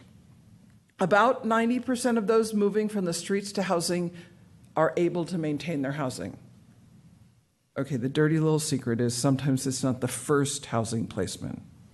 Sometimes it's the second or the third. You just keep rehousing people. So I wanted to just share with you a little bit where we stand. Of the communities that are part of Built for Zero, they've housed almost 62,000 individuals. 39 communities have real data. And talking with Katie and folks here, I think you guys have real data for what you're doing. You can tell me how many people become homeless, how many people get out of homelessness every month, how many people are just kind of becoming inactive because after 90 days they're just not around anymore. That's the kind of information that we're talking about here, about the communities with real data. 6 communities have ended veteran homelessness, 2 communities have ended chronic homelessness. And I'm pretty sure that Gulf Coast, Gulfport, Mississippi has maintained the end to homelessness for a year. They've been able to maintain functional zero, absolute. So it's pretty amazing. So if you're going to end homelessness, you only have 2 levers that you can play with. First of all, one lever is getting people housed. So you need to know how many people are getting housed. You can increase the number of people getting housed by having more resources. You can increase it by speeding up how quickly people get housed. Sarah, was it you who said you had a number of people who had vouchers, who were veterans, who hadn't been able to find housing? Was that you who said that? So you may have to work with landlords or get more creative about how you get housing units matched up with those, because those students are just sucking up all your rental property. So there are ways that you can manipulate, you can change the housing placements, and that's one of the things you do is you speed up things. That's one lever you have. The other lever you have is how many people flow into the system, and how many people become homeless every month. And that feels a little less controllable. It feels like a little less in our ability to manipulate it. But the truth is that OrgCode, the developers of the VI SPDAT, do a training on diversion. And as I said earlier, they were able to reduce the number of people flowing into homelessness in Waterloo, Iowa, by 60%. And they do that by things like finding out what natural connections and resources people have. I mean, some people show up at a shelter and they say, I was staying with my mama, but the electricity got cut off and she's just she's not in very good shape right now. And your system may have raised some money to be able to say, but we can pay that utility bill and then work with mama to allow you to move back home. Maybe some mediation, I got a call a few months ago from a woman at a homeless program in Los Angeles saying, your phone number is in the call history of a guy who just ended up homeless here, and we're just trying to figure out what resources he has. Now, he just happened to have called me because I'm show up on websites and stuff as a person working to end homelessness. So he had called me, so I really wasn't much help, but I thought, what if you just went through the folks on your call list and said, here are the people you're calling most frequently are the ones you're most connected with. What if we could help you connect on that? You know, on Tuesday, every Tuesday morning, I work at a church where we decided we weren't going to allow people to sleep on our porches anymore. And so because we were doing that, we said every Tuesday morning at 7 a.m., if you're homeless and you don't want to be homeless anymore, come on in and we'll see what we can do to help you. And one guy said last Tuesday, I need, my girlfriend's in Charlotte. I can move back there. I can't get there. And I said, I'll buy you a bus ticket. So those kind of natural resources, natural connections that people have can really make a difference on helping people not be homeless anymore, because not to divert them out of the system. That's what I'm trying to say. So anyway, so what you can track is inflow, outflow, and how many people are active. How many outflow includes people who are no longer active because you can't find them. I don't want to talk about that. So veteran homelessness is down 70% since 2005. Pretty amazing, isn't it? And the moral of that story is, if you put resources into it, you can move the needle. The federal government has been very, very generous in resources for veterans. And I'm grateful. In the beginning, when Mrs. Obama would say, it is unconscionable that a veteran should be homeless in this country, I'm screaming inside my head, it is unconscionable that anyone in our country should be homeless. And, so she came to the National Alliance shortly after the Mayor's Challenge happened, and she came to the National Alliance Conference, and she said it differently. She said, we are going to end veteran homelessness, and that will be a proof point that we can end all homelessness. And the White House has been really clear that they've made this shift. I mean, they've given lots of resources to veterans, and they see this as a kind of a trajectory that we're going to end veteran homelessness, we're going to end chronic homelessness, we're going to end family and youth homelessness. We are on a path toward that, and we're going to just keep doing that. And I'm so excited that you guys are part of heading that direction. So I want to run through some ideas of things that I've seen in places. The Methodists in Washington, D.C. have committed to make available 43 units of housing for people who are homeless by the end of 2017. And they're inviting people to be Methodists to be part of this by making donations, buying a house, donating property, investing. They're inviting, like the church where I work, Mount Vernon Place United Methodist Church, has money they have to invest. Their bylaws say you have to invest this money. And they're starting to say, why wouldn't we invest some of that money in housing? Get some return on that. What if other places with endowments invested some of their endowment in housing? So it's kind of exciting. And it was really interesting because I'm doing this stuff every Tuesday morning at Mount Vernon Place. There's a guy who's at a different Methodist church, and they bought a house in Deanwood, which is a pretty affordable part of Washington, D.C. And the principal, interest, taxes, and insurance on that house are $1,100, $1,200 a month.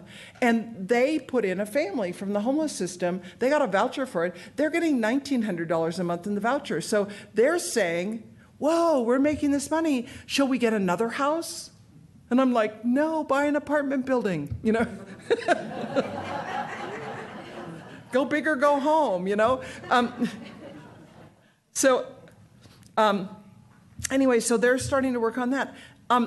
Albuquerque, when they first considered being part of the 100,000 Homes campaign, you guys know, social service people are like pinko lefty people. They're just like bleeding hearts.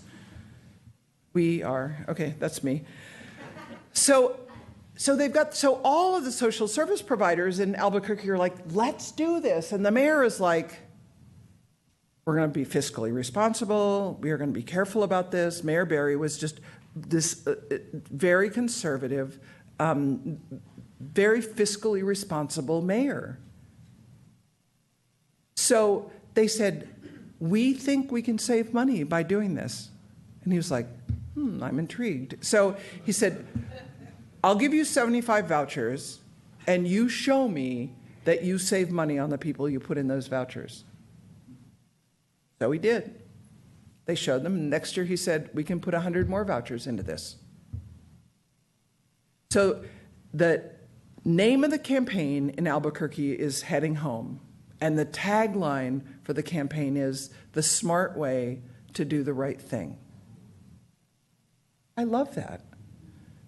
It's ending homelessness is an idea that anyone politically can come to it and say, this makes sense for me. Economically, fiscally, I want to be responsible. We can do this. I care about, doing the right thing and taking care of these people, and nobody should have to live on the street. And you can come together and agree.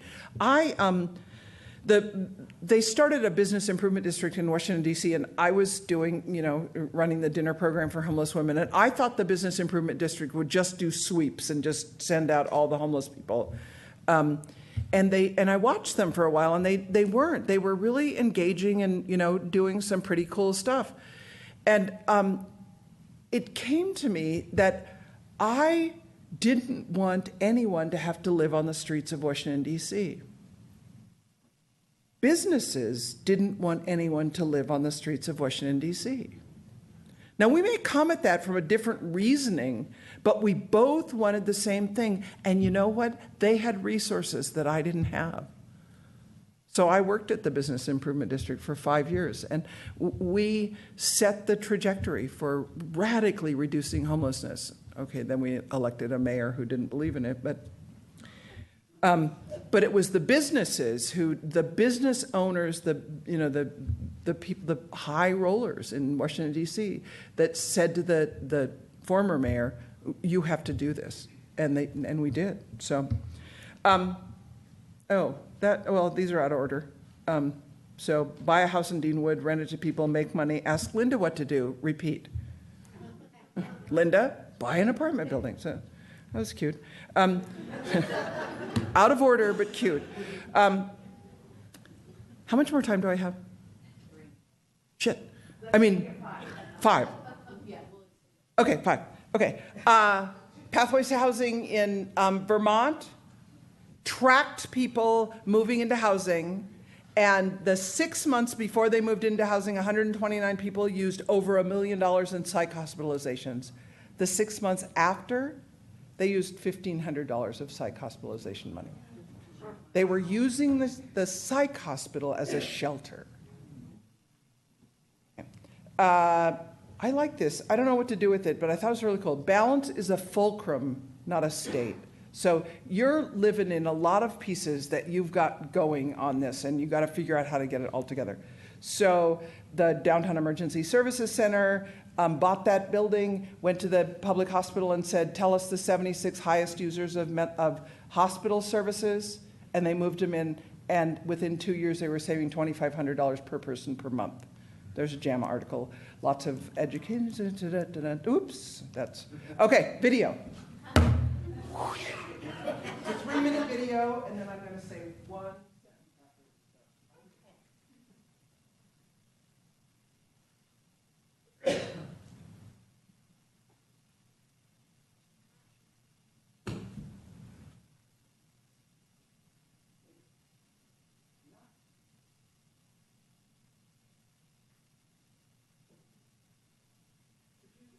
Stop it and start it again.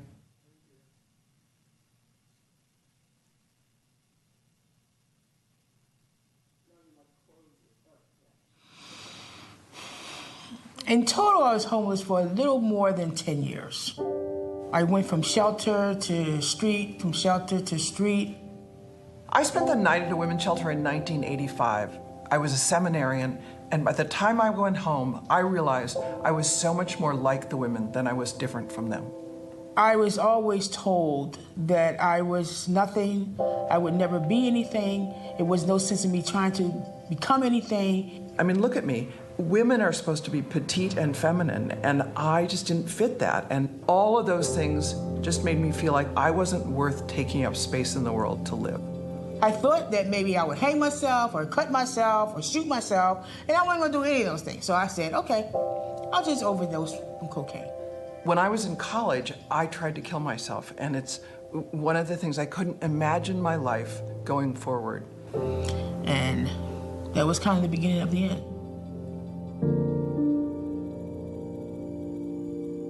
You know, I quit drinking on April 6, 1986. I'm an alcoholic. I smoked crack for 10 years.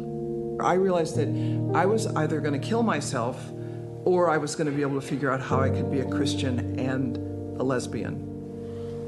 When I first came out to my mother, the first thing that came out of her mouth was, "So, I guess I shouldn't expect any grandchildren, huh?" The first thing my mother said to me when we sat down in a coffee shop to talk about this was, "I'm so glad you won't have to be alone." I had not spoke to my mother in about 28 years. She didn't want to have anything to do with me. Gosh, there are things that are very different about us. I learned that I can do anything from my family. We all need someone, and so even though we may say we do not, we're lying to ourselves because we do. There was a time in my life when I didn't have any place to live and I needed a security deposit. So I just called my brother and said, "Send me some money for a security deposit." And he sent me a check for $600. And it hit me like a ton of bricks. What do you do if you don't have a brother or a mother or a sister or a friend who has a checking account? What do? You end up with no place to live. I remember the time when I would be at Union Station and I would eat out the trash can. I remember the time standing in line to take a shower. And they would just look at me and say, "I don't believe it. Look where you are now." And then I say, "I know, but it wasn't me." Tokyo, after 20 years, it's so great to see you again. You too, Linda. You too.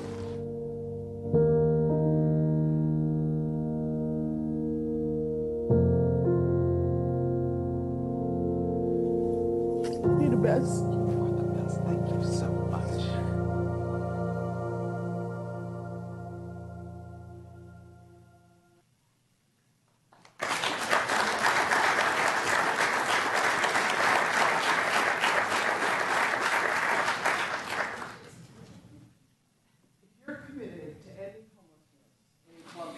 I want you to stand up. I thought you got a roller chair. Well, I thought you wanted a chair. By the power vested in me, I commission you to go out in this place and to work your asses off to end homelessness. Amen. But right now, you just get to take a break.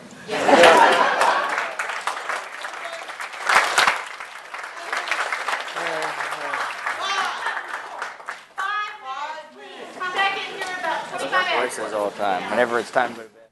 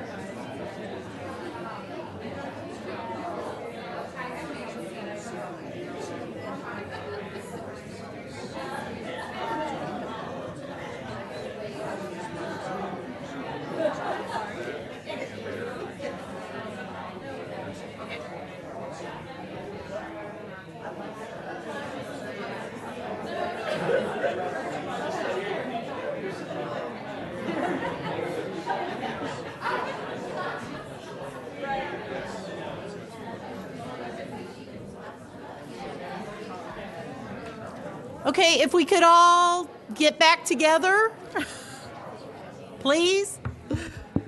Up. Am I not on? Okay, the green light. That picked up. Oh, I'm back on. Okay, if we could all come in and get back together. Sorry, too close. I know that wasn't a very long break. I'm sorry, but we have some great presenters. Yes, ma'am.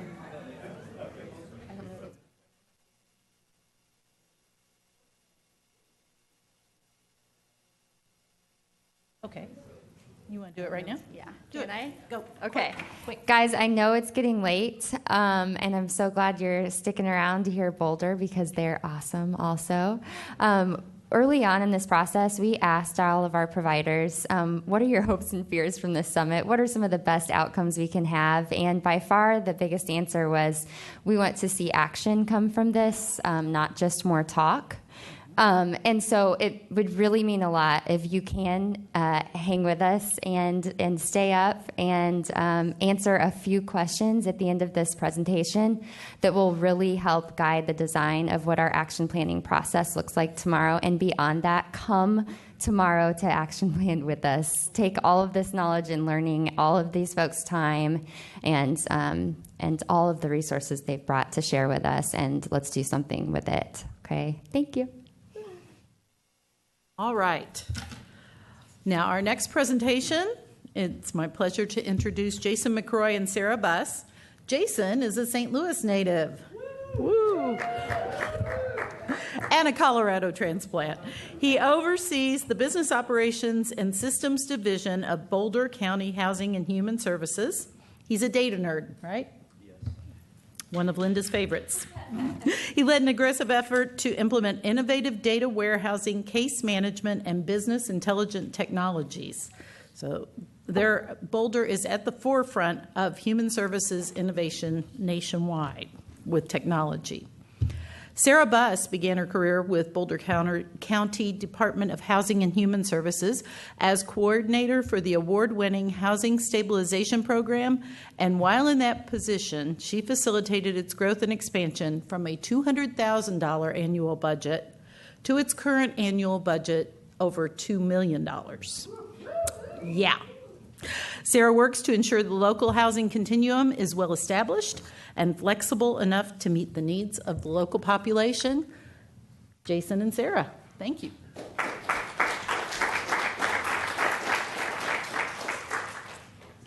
Thank you all, the stalwart few that hung on till the last session of the day, so I appreciate that. And if you were here earlier for James Hurd's presentation, he joked before he started that he was glad he didn't have to follow Linda Kaufman. And I thought to myself, yeah, buddy, tell me about it. Here we go. So we're gonna try and do the best we can to be the closing act on this.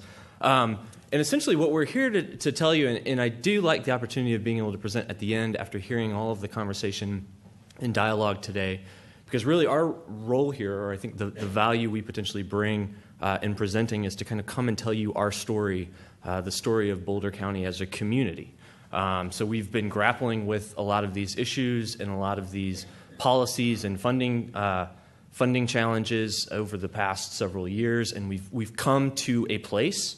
I hesitate to say the end because we're still in the middle of our journey, but a lot of what we're going to go through today really touches on the work that we've done to blend human services and housing programming together into a services continuum. So it's a little bit of Pinko Lefty talk, as well as some housing first, housing development talk. So if you think about Randy's point earlier about the continuum of services, this is really kind of what we're talking about today. So the flow we're going to go through is really kind of following a little bit of dialogue so you know about us. We know a lot about you now, but you know about us.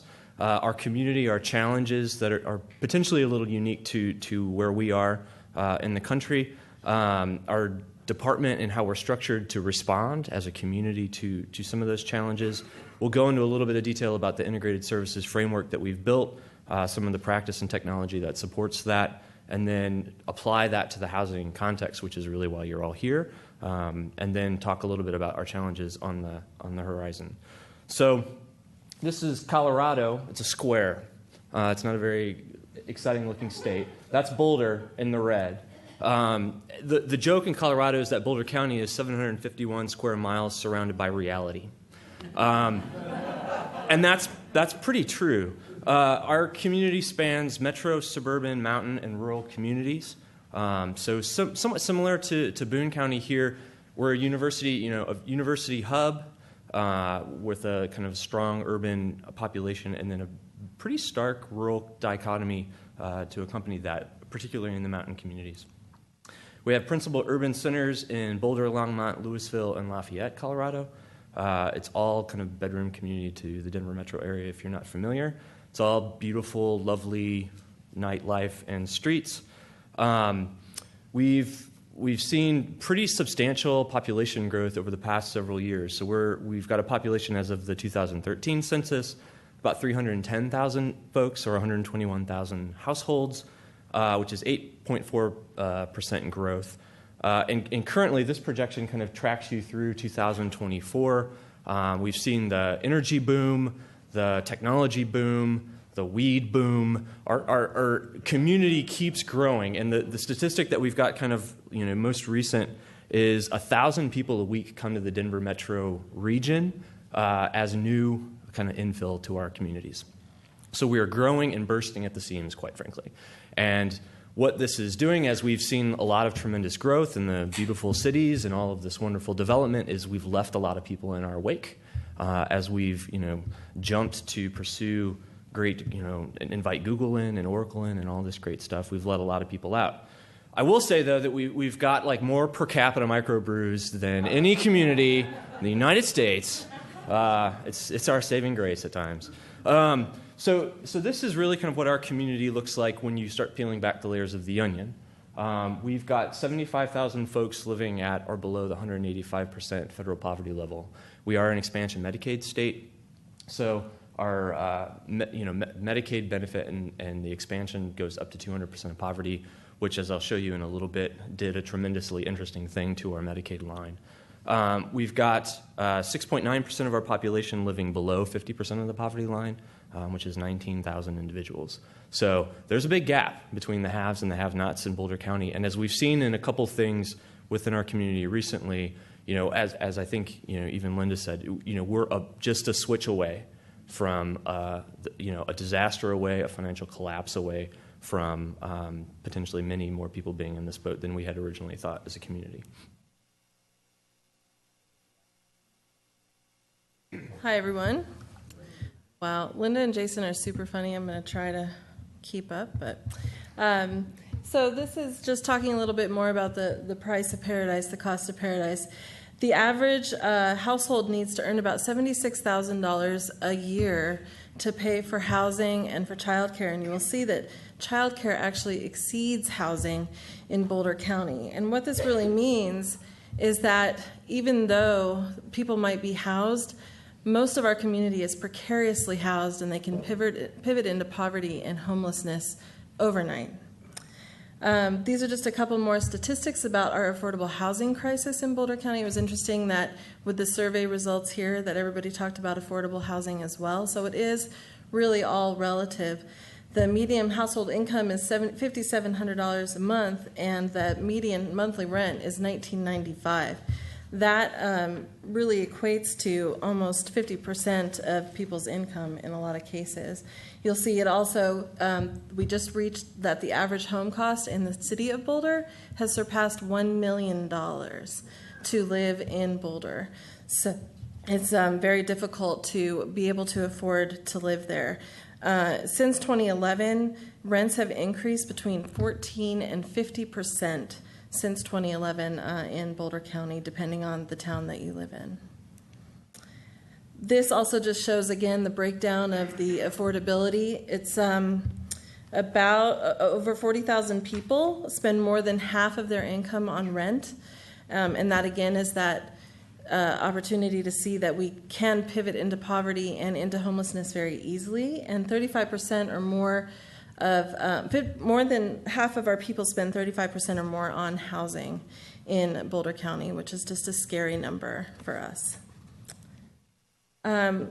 talking about the school districts. This is our Boulder Valley School District and St. Vrain Valley School Districts.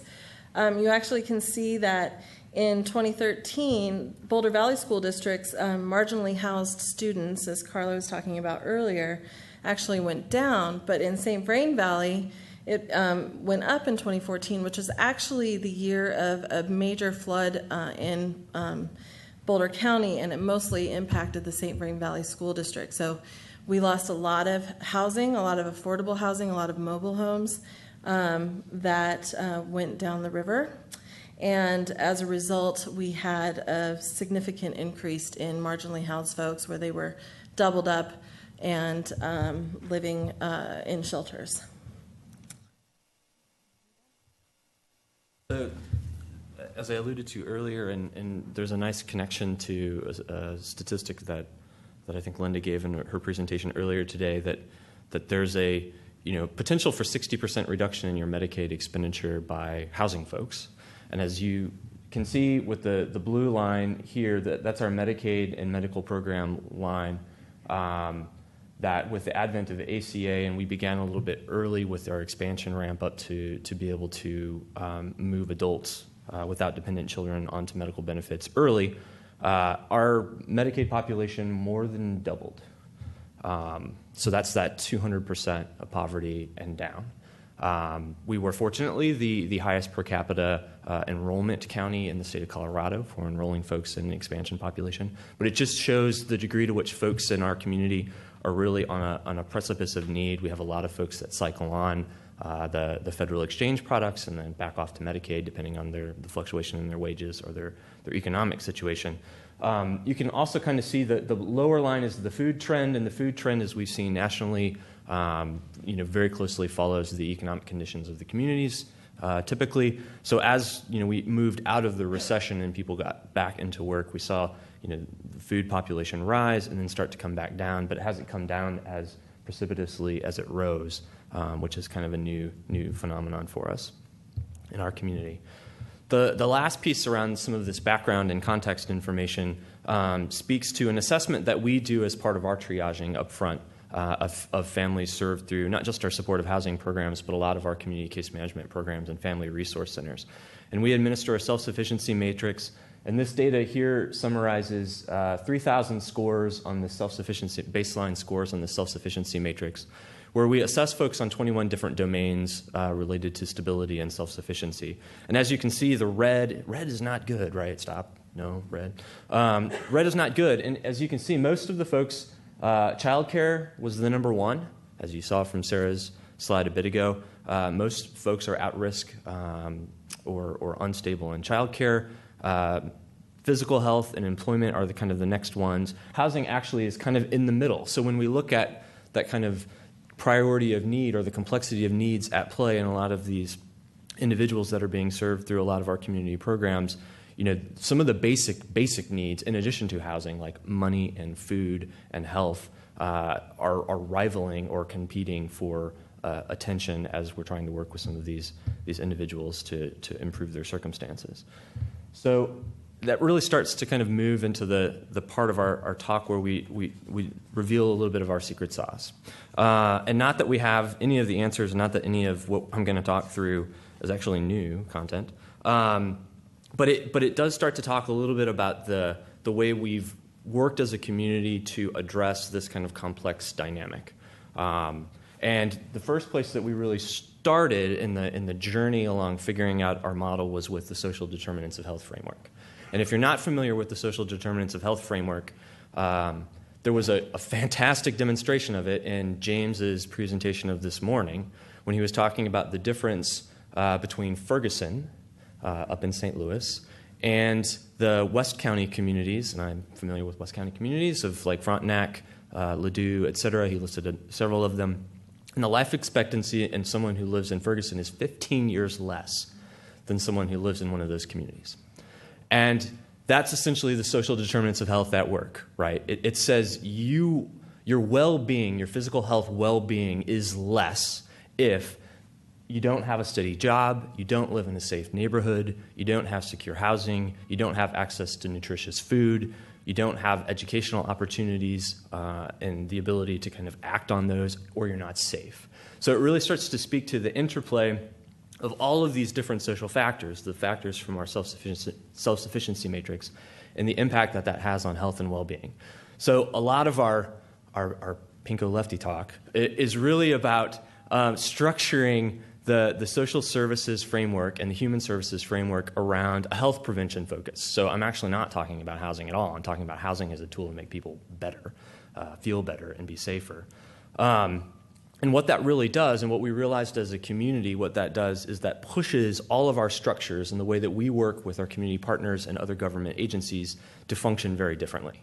And a lot of the presenters talked about, leveraging different, common types of funding and some other structures, and it really kind of pushes us to think differently about how to solve the problem.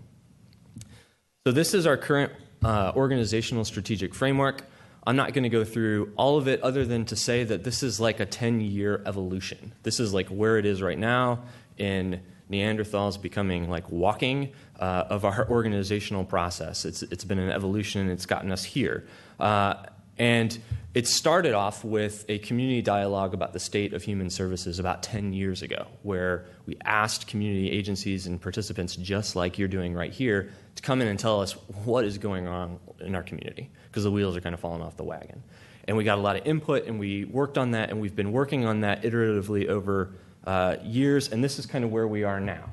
And you'll see housing is like the fourth item in our list. It's one of the legs of our stool in addition to wellness, looking at how we reduce institutional placement, how we have an integrated services model within our agency and our community, how we look to financial empowerment pathways, and how we're looking out for children in healthy development. So it's kind of all kind of nested together in one suite. So the way we do that in talking with the folks that we've been privileged to meet here from Boone County, we are structured a little bit differently as both a state and a community. So we actually in Colorado are a county-administered state, so we do all of the benefit administration for TANF and CCAP, Medicaid, LEAP, all of those types of programs. We also run the child welfare and adult protection services programs for our community. We do the Impact Support, Impact Partnership, which is a juvenile justice and truancy kind of prevention diversion program for at-risk youth. And we're the Housing Authority, which didn't always used to be that way. And one of the pieces of input that came out of that community process was, as Linda kind of implied, you got to get your housing and your human services folks together, because this just doesn't work. Having it separate doesn't help our cause. So we're all united together kind of in one division as an organization. Here's a snapshot of some of our service data. As you can kind of see, and I'm not going to go through all of this, but we, in 2015, served 55,000 folks on Medicaid or CHIP, 28,000, almost 29 on SNAP. We received just about 10,000 calls for our child welfare abuse and neglect hotline in a year. And it kind of goes all the way down. Our best statistic is we have only 100 kids in out-of-home placement. I didn't put it on here. We had a whole slide on it, and we cut it because we have too many slides to begin with. But we have only 100 kids in out-of-home placement. And a lot of that is through the work of this model that we're going to talk about kind of in action. A little bit more about the dynamic that might resonate with some of you all here is, we're a three-commission county. So we have 3 commissioners, elected commissioners, and we have a whole slew of county departments. And we have historically worked really well with our community services, which is like aging, Head Start, workforce, veterans, et cetera, and our public health folks. Those are kind of our natural historical allies, and you guys are kind of unique in the sense that your county structure has public health kind of united in with some of these other programs. We don't have that, so I'm jealous. Recently we've developed some kind of new allies, like in land use, as a development entity in our county with strict land use policies, and we do not have a land trust, envious of that as well. We're having to partner with our land use and zoning folks, especially with the folks in Boulder who are doing really well that don't want those people in their backyard. So they've become kind of non-traditional allies. Our sheriff has become a non-traditional ally as we've worked to try and help them figure out how do we get people out of the jail. That's an interesting problem. Maybe don't put them there. Put them somewhere else. And don't put them there. And our transportation and admin services, et cetera. So we are kind of working intergovernmentally with some of our partners, and that's an ongoing process through shared strategic planning, shared board oversight, and participation across all of these different entities. We also have a very strong network of partners within our community, and this highlights just some of the themes. So we partner with local municipalities, school districts. We do have 2 other housing authorities, both within the city of Boulder and the city of Longmont. Community nonprofits, our federal qualified health centers, and our behavioral health organization, and our regional partners. And I will say, with all of the entities that are on here, we don't just partner. We've actually structured either contractual service relationships with those organizations to procure for service or leverage funding to expand services, or we have expanded data sharing agreements with all of these partners, so that we're really looking to make sure that our high utilizer populations and those key lists are known and shared across the board with all of these different resources. The way we do this, and this is Human Services 101, is really think about the paradigm of human services as a continuum. And if you think about the traditional social services model, where you would go to the welfare office and get your assistance, you're really talking about the dichotomy between services targeted for high risk and high involvement populations versus services that are available for low risk and low involvement populations. So it's the difference between putting someone into an out-of-home placement or working with the social case worker in the school to keep the kid performing well in school and identify issues with the family before the child has to be removed. So it's talking about the difference between prevention-based services versus trauma and critical care-based services. Mandatory participation in mandatory payer programs for child support, all of those types of things versus self-directed and voluntary programs. The ability to serve small targeted caseloads with very expensive multi-systemic family therapies versus being able to serve larger populations in classroom-based settings and through family resource centers engaged with community partners versus coming into a central institution. Quite frankly, for the bottom line, one costs a heck of a lot more and one is more affordable or gives you more opportunities to leverage and maximize funding. And so our mantra and the way we've tried to shift as we've looked at our program Dynamic is to focus on early engagement and assessment linked to prevention, and then titrate people into the right level of care the first time so that they're not getting bounced around within the system through a bunch of different entry points. And the way that we do that, it starts to look like this. So the client can enter into any door, the County Human Services door, the school district door, the FQHC door, the Family Resource Center nonprofit door, and they tell their story once.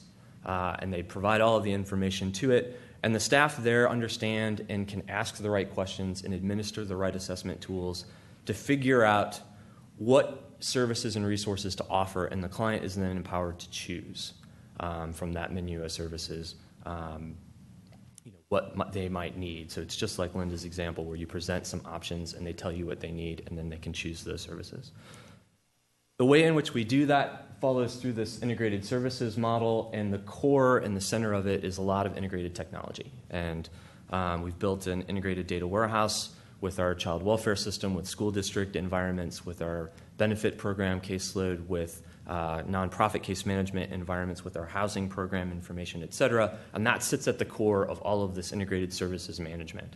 And so anyone coming in through those doors, that practitioner can see that information, access their assessment history, and provide them with the services that then becomes part of their record. And that then drives a lot of sustainable outcomes as well as feedback loops that we can use as a community to monitor the effectiveness of the services as they're being carried out. So we only pay for what works. I feel like I need Linda in my corner. So, here's just another way of showing it.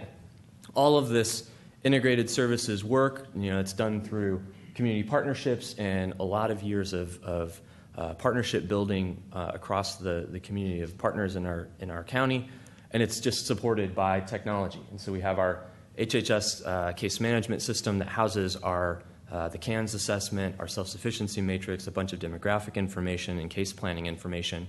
That's linked back to the client through a client portal, so they can access their information about benefits and services in their case through a web tool, and the community then has an interface that's built into that as well, so that we're all in the same pot, working on the same thing. And so, this is kind of this is, I guess, the secret sauce to it, and this is 4 years worth of work. So not to say this happens overnight.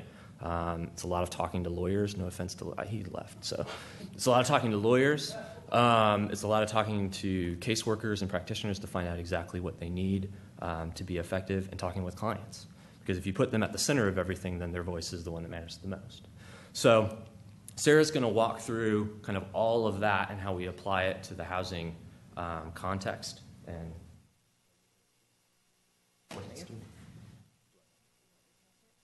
maybe I need my packet. Okay.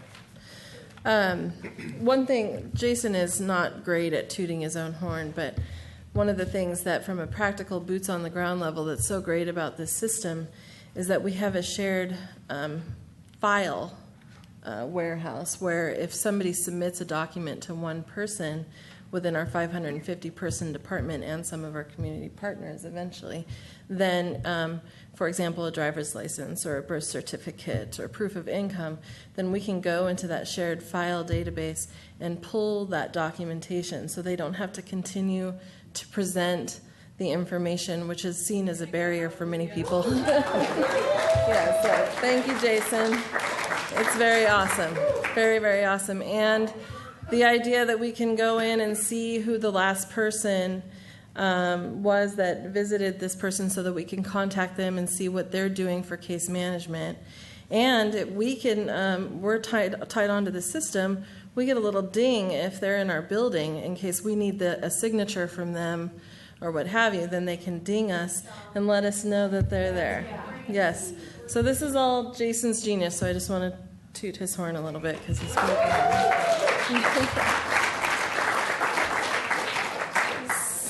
And the other thing important to mention that we were remiss in not mentioning earlier, I think, is that a lot of this is done by way of our taxpayers. So Boulder County has this interesting phenomenon where we love to tax ourselves. And we have a property tax initiative that was the temporary safety net and is now the human services safety net that's in place for 15 years where we tax property owners. They tax themselves like 70 cents on the dollar. I don't remember how much it is, 50 cents on the dollar. That basically amounts to $5 million in human services safety net dollars. That's basically we can use it as we need to move this work along, and I'll dive into that a little bit more with some of our housing assistance. So pivoting into, I'm using that word a lot tonight, pivoting into our levers of housing assistance, it's really a three-tiered approach that we're taking here, and it's both housing development, housing assistance, the money behind the vouchers, the rapid rehousing, and then also the case management. Oftentimes we talk about that people receive case management, that's their primary purpose, and then it's supported with housing. So that we're really working to move people along the self-sufficiency continuum and hopefully get them to the place where they're not having to pay, we're not paying rent on their behalf. So we're going to talk about development first. As I talked about earlier, it's really expensive in Boulder. Boulder was really smart in building a green belt around the city, which means that we can't expand beyond the boundary within the city of Boulder. And as a result, the places outside the city of Boulder are filling up quickly. So really all that we have left is infill. We don't have big spots of land because most of it is protected by open space, which makes it beautiful and also very expensive. We also have limitations on how high you can go. So we really don't have, we have very expensive land, and some of it is not annexed, and so therefore it's undeveloped, and we have to put water and other things in there. We also have very high construction costs. That's been going on since the economic downturn.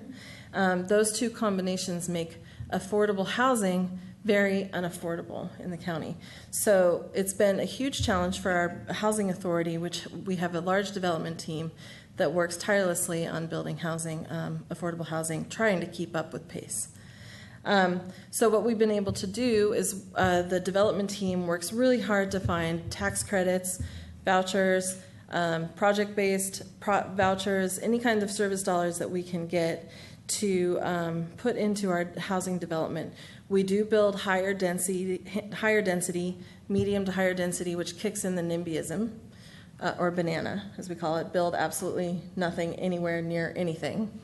And we, we certainly face that as well. So we face the NIMBYism, but we get the resources to do it. And then the other thing that we really do when we build it, we want to build it right the first time. So these buildings are certified to last 100 years. And they're high efficiency, they're durable, so we do geothermal heating and cooling. So we go way down towards the core of the earth to heat and cool our units. We have solar panels, white rooftops, etc., to make it so that nobody has to pay utilities in our new developments, which keeps the costs down. And then, therefore, it's quote, affordable. It's affordable in that it meets fair market rate, but it's still expensive. So it's still about $1,200 a month for a 2-bedroom outside of Boulder in our Louisville area. This is all the development that's going on in our county, and as Jason said, we have 3 housing authorities. All of us are very motivated to build affordable housing when we can. So we are not the largest contributor, but between the City of Boulder, the Boulder Housing Partners Housing Authority, and Longmont Housing Authority, we are able to accomplish quite a bit in these areas. And we are currently in the process of completing one big development. We have another NIMBY argument going on, and then we just purchased 2 other properties. So we're getting there. So that is development, and then we move into the housing assistance, which is really trying to figure out how we can diversify our funding as much as possible. So this, I'll go to the housing resource panel and the details about it in a second, but this is basically our coordinated entry process where we have applicants come to the panel or a packet that we review as a group, and we assign the right resource for the right household at the right time. We are just getting going with Housing First. All of these resources that you see on here, except for one, FUP, is temporary housing in the sense that it only lasts up to 2 years.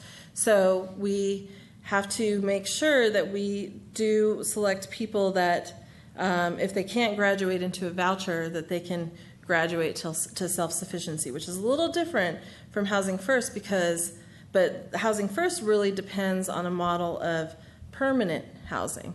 And so what we're trying to deal with or figure out is how we can graduate some of these folks into a housing choice voucher so that it really is permanent housing for those folks that receive the Housing First model.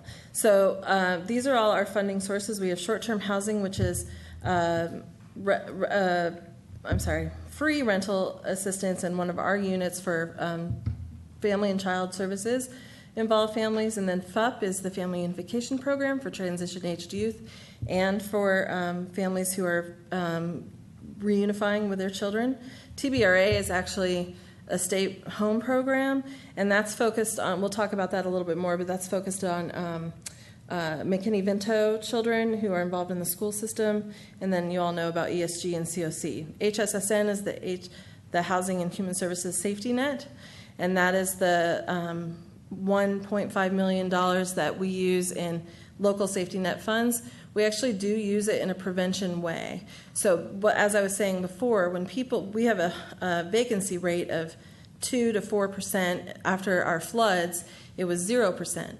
So if you got evicted, and you had that on your record, you were homeless. And it was likely that you were going to stay homeless.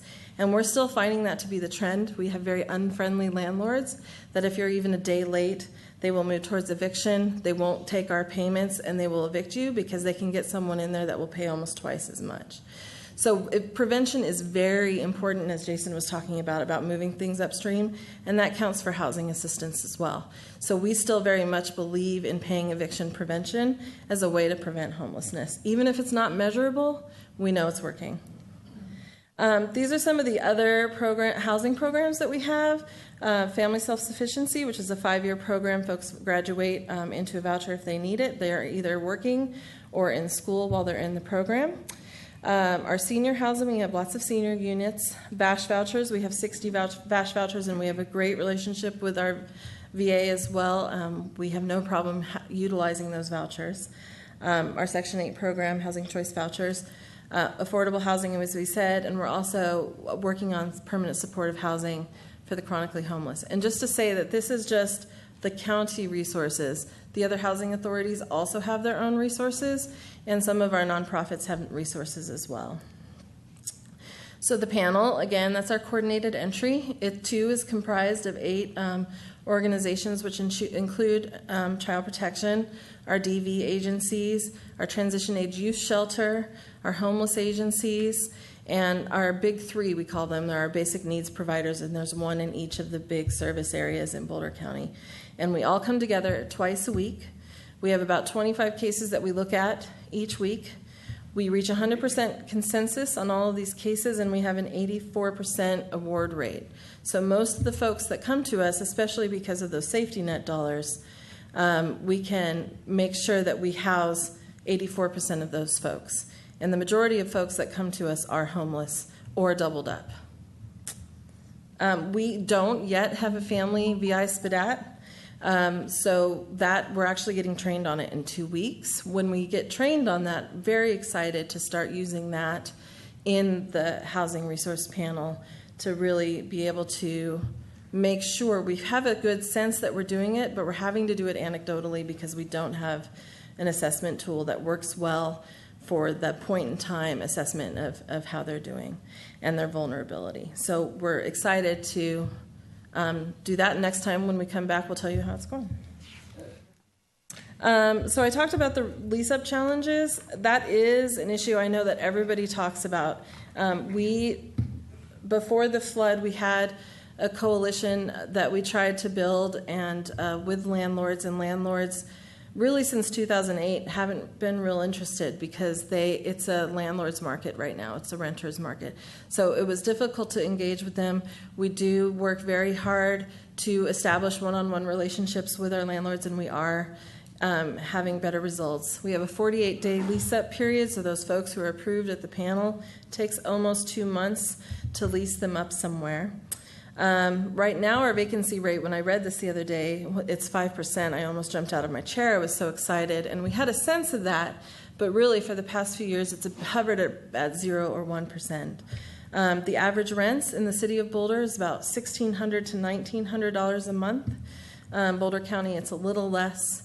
And you'll see that the FMR is quite less, and actually HUD reduced our FMR for next year, which if they were still here, I would say that's crazy making. Because it just does not keep up with where we are. The other thing that we struggle with in our own units, and an interesting dynamic that we have to play out, is with Housing and Human Services, we are here to provide services to the most vulnerable, and we also have to protect our assets as the housing authority with all of our units, because sometimes we have people that use meth, and the state of Colorado has a very low threshold for what's considered contaminated. So if somebody smokes meth in their bathroom with a ceiling fan once or twice, just smokes it, doesn't create it, make it there, but just smokes it, then it can basically poison the whole unit, and it costs up to $32,000 to remediate that unit and repair it. We have to tear out all the drywall, tear out all the appliances, anything that has a fan, and start from scratch. So it cost us, how much? Like $500,000 last year, I think, to remediate meth. So that's an interesting dynamic that we and the landlords are playing with as well. And anybody who says they don't have a meth problem, I don't think you're telling the truth. So we are just getting going with Housing First as for families. We have been doing Housing First in Boulder with our chronically homeless individuals for quite some time, and it has been very successful. In fact, there's a big NIMBYism argument for one of our, it was the Lee Hill project, it was single occupancy units for chronically homeless in a relatively affluent neighborhood, and they argued and fought for a couple of years.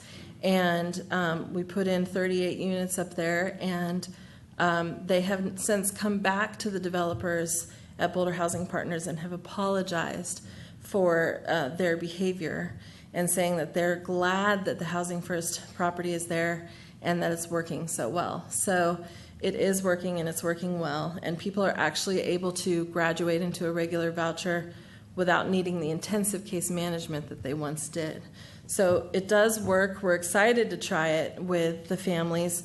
We're a little nervous with the short-term rental assistance and it not being a permanent voucher. We're going to work really hard to graduate those folks into a housing choice voucher, but it's to be determined to see how that works if we don't get those vouchers, how we work with the most vulnerable populations and try to graduate them into self-sufficiency with an average rent of $1,500 a month. A little skeptical, but we're going for it. So we'll see what happens.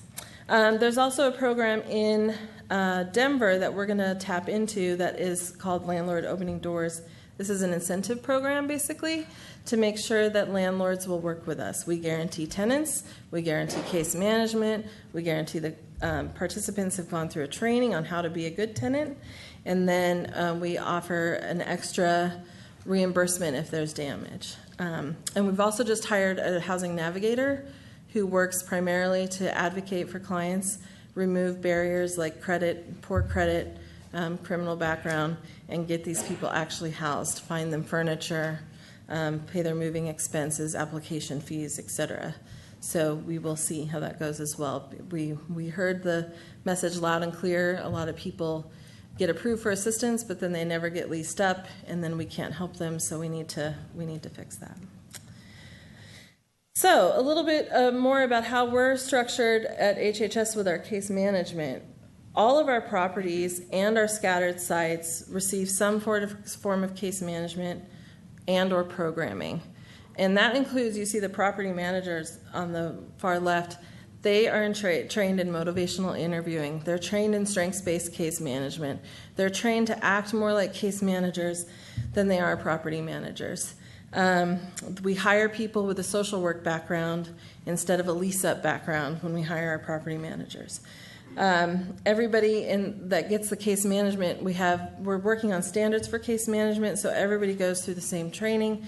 There's an expected kind of flow and set of resources that folks are linked to, including food assistance, Medicaid, child care assistance, child support services. We're at the point now where we take that for granted. We can basically report in all of our grants that 100% of eligible participants are enrolled who wanted to enroll in these programs because it's just, of course, that's what you do. And with programming, we are doing things like laughter yoga. We had a chili cook-off yesterday. We're doing a child resource, and Google's coming in to train girls on how to code. We have NA and AA that's coming. Boy Scouts, we have robotics programs. Whatever we can do to help build community, which is, again, a pillar for success for folks. So that is all I have to say about that, I think. And then just to highlight one program, it's a temporary rental assistance program. Basically, it's our rental assistance program that's connected to the school districts. So our primary people that refer in are our McKinney-Vento liaisons, and they are our most vulnerable households in that they have to be homeless or marginally housed. And just to highlight a few of our accomplishments with that, 84% of our children in this program have maintained excellent attendance. And we have 89% have been able to stay in their school of origin, which is huge. So that's actually reducing the busing costs for the McKinney-Vento program. And then 62% who graduate from the program have improved their income, and 88% maintain their housing after the program is over. So that's rental assistance coupled with very intensive, standardized, if you will, case management, and it has been a very successful program. Just a few more successes. We have 611 units. We have another 129 coming on board with our new development called Kestrel, which will be senior, family, project-based, chronic homeless, single occupancy units, and potentially some businesses in the lower levels of the complex as well. We have seniors who read to our kiddos in the complex and trying to be all kumbaya. And it's working, or it's starting to work. We're bringing 200 new units. And since 2008, we've helped almost 2,000 families with our housing stabilization program. That has been primarily with our Human Services Safety Net funds. We use some TANF dollars.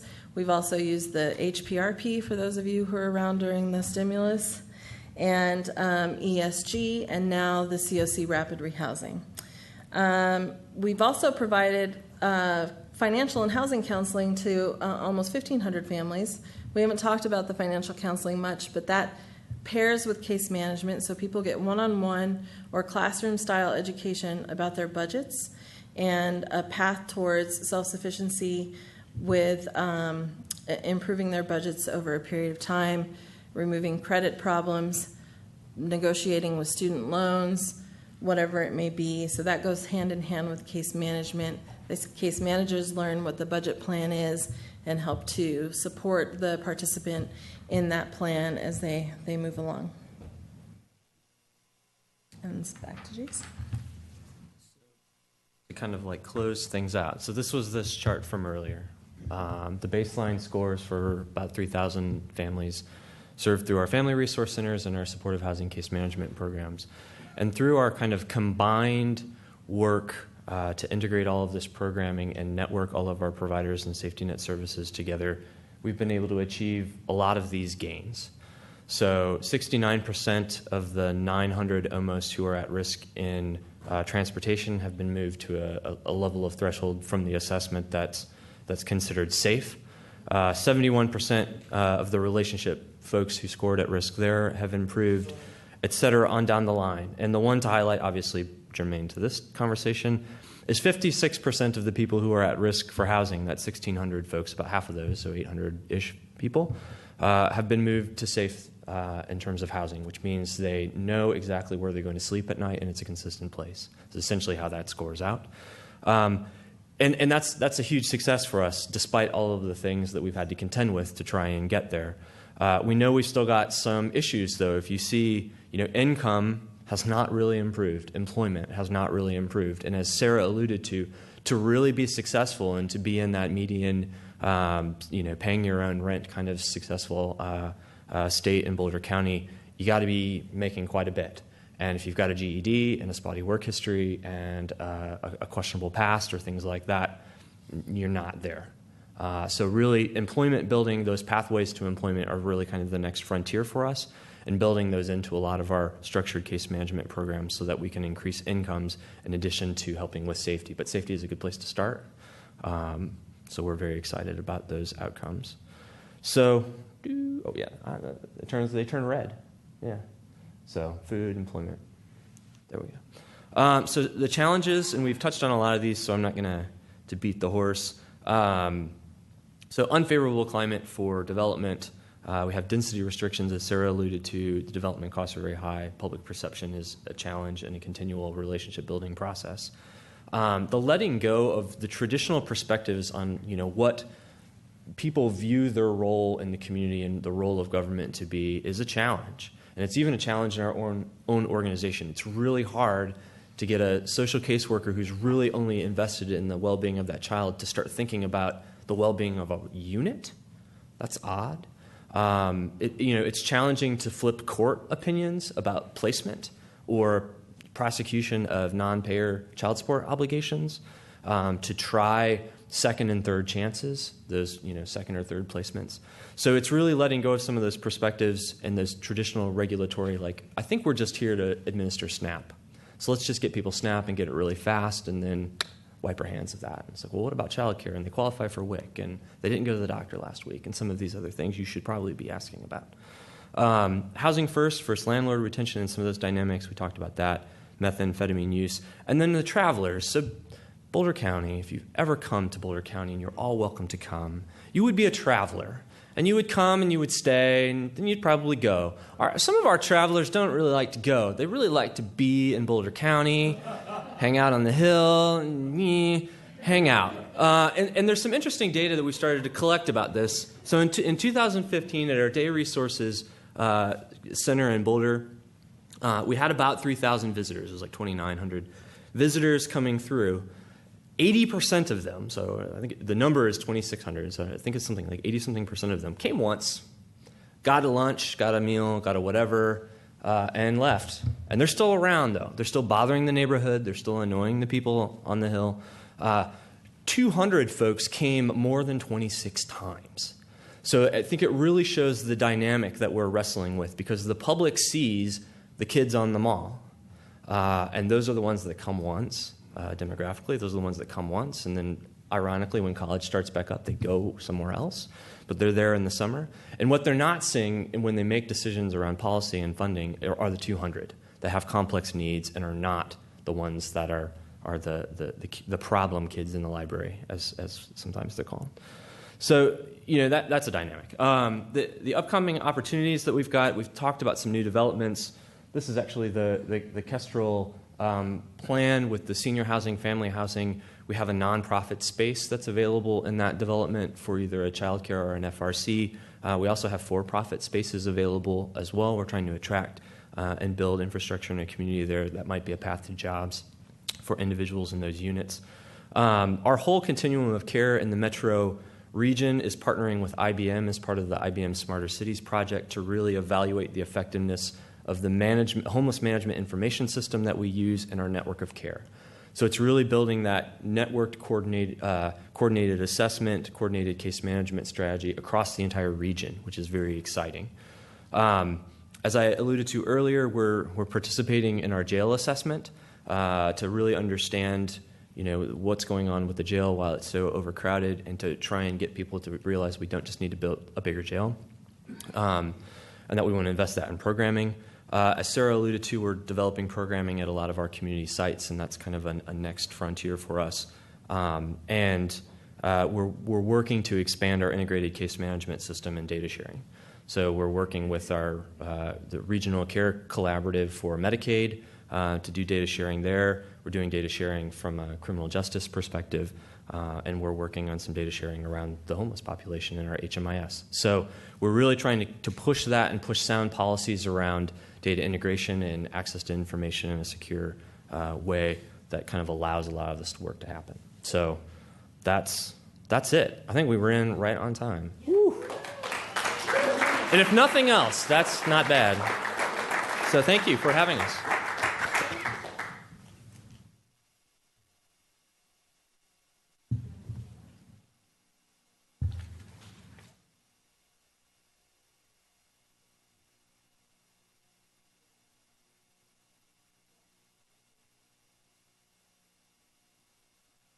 Be prepared. She's done this before. Yeah. Questions. Okay. And did we have any? Someone mentioned earlier they wanted to ask a question. Is that person still here? So we'll go straight to All right. anywhere. Sure.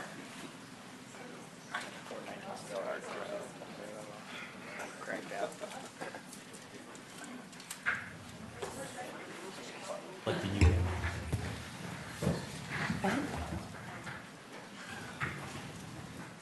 I missed that chapter. Oh, thank you for all your help today. Oh, look, we have the questions. So we'll go. There were only a few this evening, but we had a lot of really good questions earlier as well. And of course, I have questions at the end too. So. Here's our evening questions. Okay. So are there any landlords present tonight? And what efforts are being made to get landlords on board with Housing First? Are there any landlords here tonight?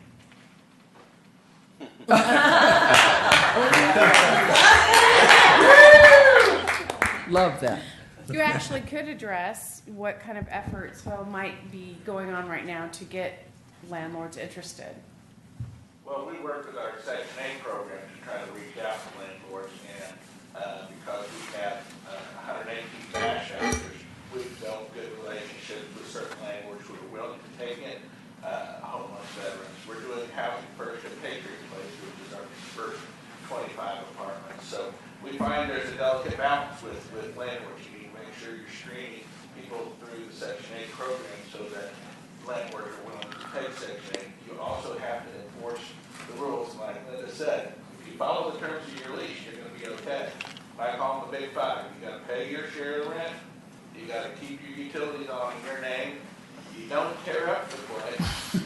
You don't engage in criminal activity, and you can't allow unauthorized people to live with you. So if people do that, then landlords will participate in the program. Thank you, Phil. Well, how are the CIDs working to address homelessness in Columbia?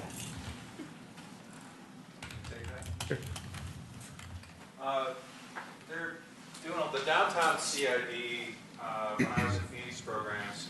They contracted with Phoenix to do assertive outreach and to put a block of Excuse, wait, what is a CID? I'm sorry. Community Improvement District. So It's a business improvement district. Yeah, okay. All right.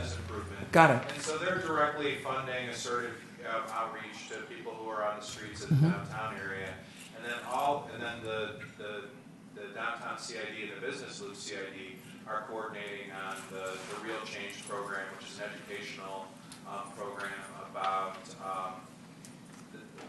how to manage with panhandling. It's okay to say no, and directing people through the United Way has a donate to instead through text to donate system to support basic needs. So the CIDs are actively involved. And they're also planning on maintaining that program for a year. And they did a needs assessment and an intensive survey. And a year from now, they're going to measure to make sure that it's actually improving things at the community level. Can we back up one to the landlord question? Because I would say this is something good to think about for tomorrow, because that's something that we really do struggle with in the community is landlord engagement, and thinking about what our community could be doing to do a better job of engaging. Are there things like, Linda talked about educating our landlords about the statistics around how our clients do in housing, and things that Boulder's talked about, how do we incentivize having our landlords rent to our clients, and what could Columbia be doing around this issue? So come back tomorrow to talk about these things. To that, we kind of have a joke at CHA, said no drive-bys.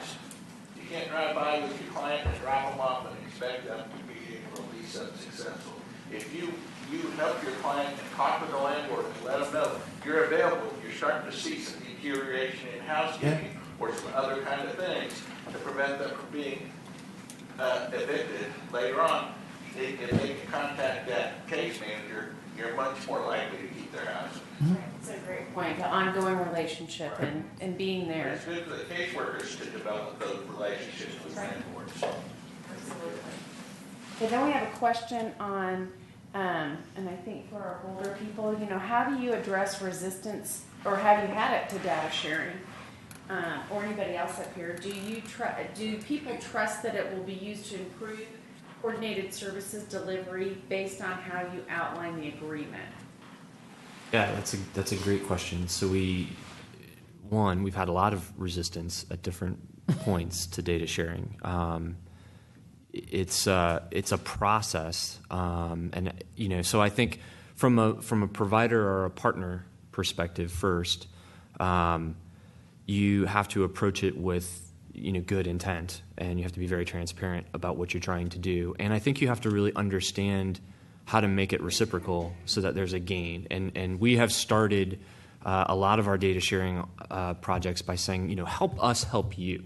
So you're spending thousands of dollars, as an FQHC in staffing clinical care teams that do care coordination to try and find out where the available beds are at the homeless shelter. Could I give you that information? Could I map that to your client to let you know if they've been there or not? And when they see I want that, And then you can kind of create more of a dialogue. So, we've used that approach with our behavioral health partner, our FQHCs, with the school districts. Some of our other partners have come along more readily. They really understand the importance of care coordination and some of this using data.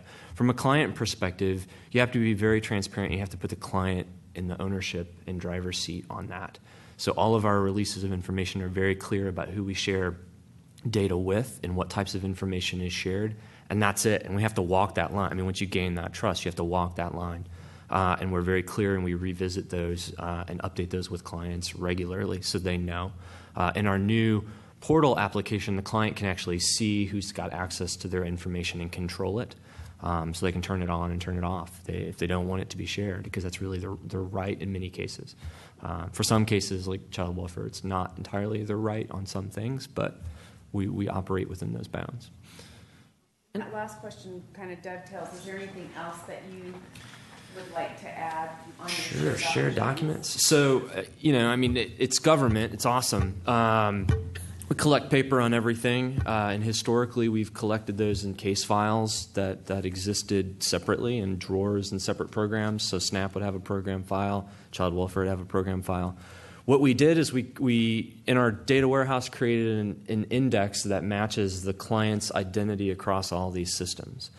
And when we scanned all of our content in, we associated that all of that content from the different files to that one main index. So if I turn my driver's license in to child support, the child care worker who's just going to need it to know that I'm a citizen to approve me for child care can see that. And they don't need to know that I'm in that program or that I'm that person over there. They just need to know that I'm me, and the system then knows to link that information. A lot of the data is available about anything that's publicly accessible or identifying information is shared very broadly, income, employment, all those kind of things. Case file content that's more sensitive, treatment notes and plans and things like that, can then be locked down at the document level, or document type level. So, Jason, what platform do you hold all that? Yeah, it's the platform is IBM FileNet, is the content repository itself, and we've developed some interfaces that talk to FileNet, because the FileNet interface in and of itself is good but not great. And so we've built some connections within our case management system to that. So if I'm a call center worker in our call center, and when I pull up the case file, that their electronic record that looks across all these systems, their content is then merged along with that. So they don't need to go to another system or tool to access that information. It's all in one place. Do you want to say how many documents we've filed or we've scanned? Oh, it's like 2.5 million. So they hit a million in a year last year. So 2.5 million documents. How much did that platform cost to develop? That was my question. FileNet, that's a good question. So FileNet's really expensive. As a platform, and we don't use most of it. Sure. So that because you customize the API. Yeah. So the interface itself that we built really cost nothing, just development time. The county as a whole uses FileNet as an enterprise application, so we're stuck with it. It's fairly pricey. I mean, the upgrade that we just did was $350,000 on the upgrade. So it's pretty pricey. There are other counties that we work with in the community that we try to share technology with that use cheaper solutions like an OpenText and other things like that. When I was previously with Denver County, we actually just built our own and used like SAN storage to store documents in kind of a raw format there. So there's a couple different ways to do it cheaper. But yeah. I was wondering, have you had any success in talking to law enforcement and getting some of the data from them and being able to merge that information with what you've gathered through social services? Yeah, they're starting to open up to that. So we did, our criminal justice group is participating in the jail assessment analysis that's like ongoing right now. And they gave us a data set to match. It was a couple hundred folks.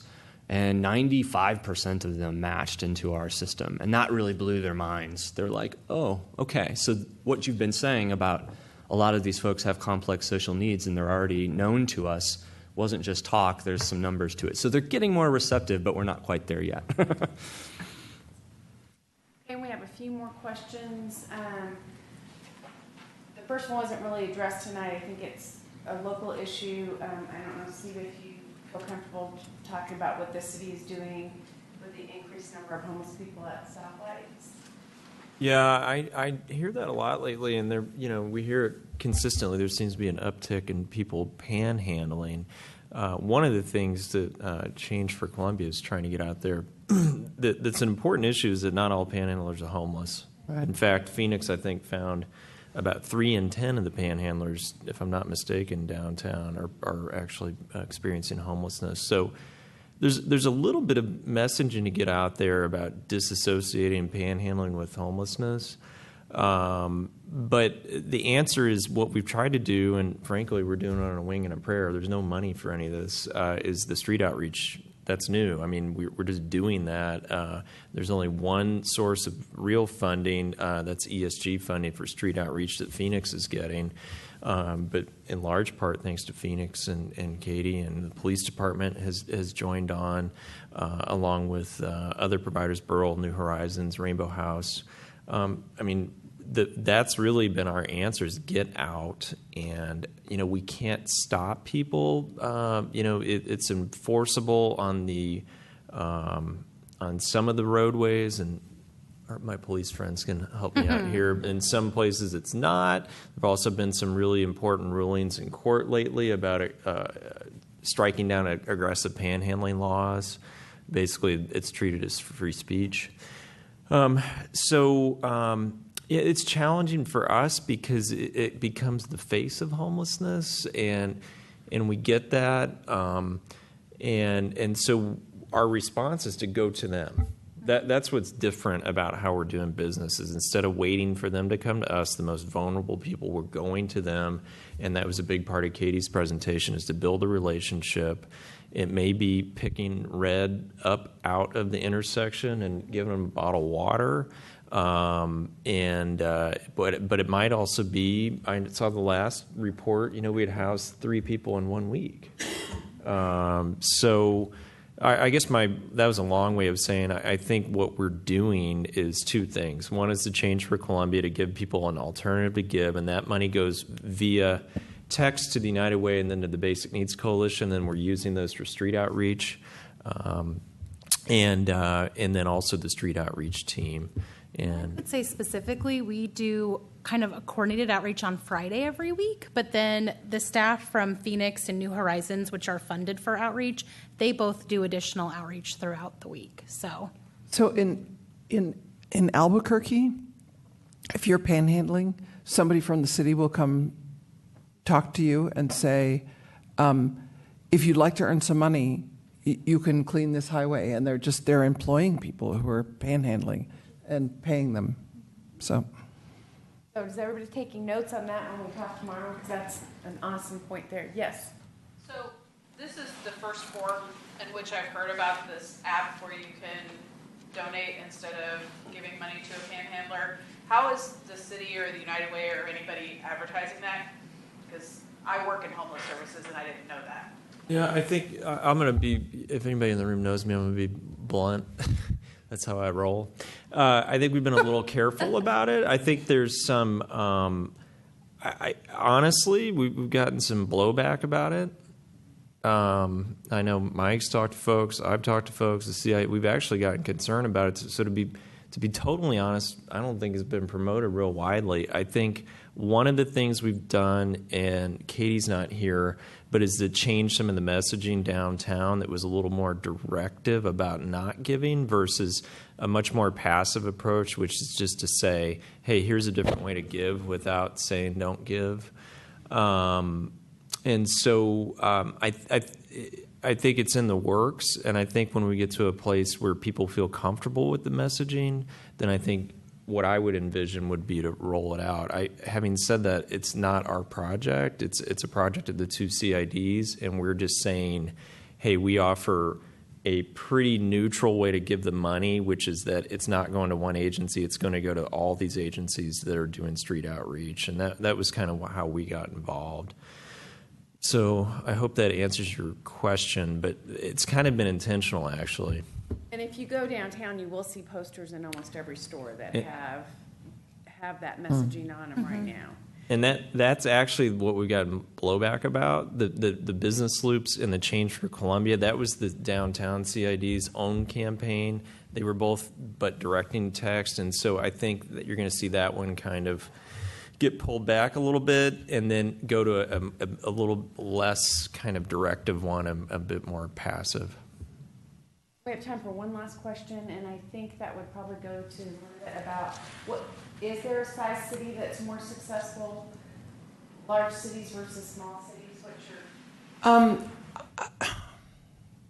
I don't know of any city that's doing Housing First community-wide, really. I mean, that everything is Housing First. It's just, it's a big change for lots of organizations. So I've been looking at this question since it got up there, and I don't know that there's, you're more successful in smaller, larger cities. I don't know of anything that says that. Philadelphia in Housing First has like a 97% housing retention rate. Pathways to Housing in Washington, D.C. has an 89 or 88% housing retention rate. And here's an interesting thing. Dennis Culhane, who's like the Mr. Data for homelessness, says that if you use assertive community treatment, about 85 to 90% of people who are moved in with Housing First succeed in housing. If you use intensive case management, about 85 to 90% of people succeed in their housing and Housing First. If you use critical time intervention, 85 to 90%. If you use peers to visit, it's still 85 to 90%. I mean, it appears. I mean, you need to, if someone needs assertive community treatment, you need to have the resources set up for that. But it appears that what's important is that you're there visiting and making sure things are okay. Maybe as much as who you're sending out to visit. I don't know. I don't know how to read that information, but so I'm not very helpful on this one. We'll probably won't. But thank you very much. And thank you all. Rachel has a few quick things before we wrap up. I think we're a small enough group now. We're comfortable with each other. Hopefully we can just answer this quickly. Can I just get a show of hands of who is here right now that's planning on coming tomorrow? Nice. Whoa. Okay, cool. Then we definitely want to know. Let's see. I forget how I worded it. I'm sorry. I'm a little bit brain dead. So if you are planning on attending tomorrow, most of you are, which outcome would you support that we spend time on the most? Would you support focusing on specific populations? So reducing homelessness with chronic individuals experiencing chronic homelessness, veterans, families with children, unaccompanied youth. The four kind of the populations we discussed a lot today more broadly. Or do we already have some strategies that we've been learning about in mind that we can focus on? What are your ideas? Don't people just answer? Yeah. Strategies. Okay. We had a couple of things come up in questions. Landlord engagement. What else? Panhandling.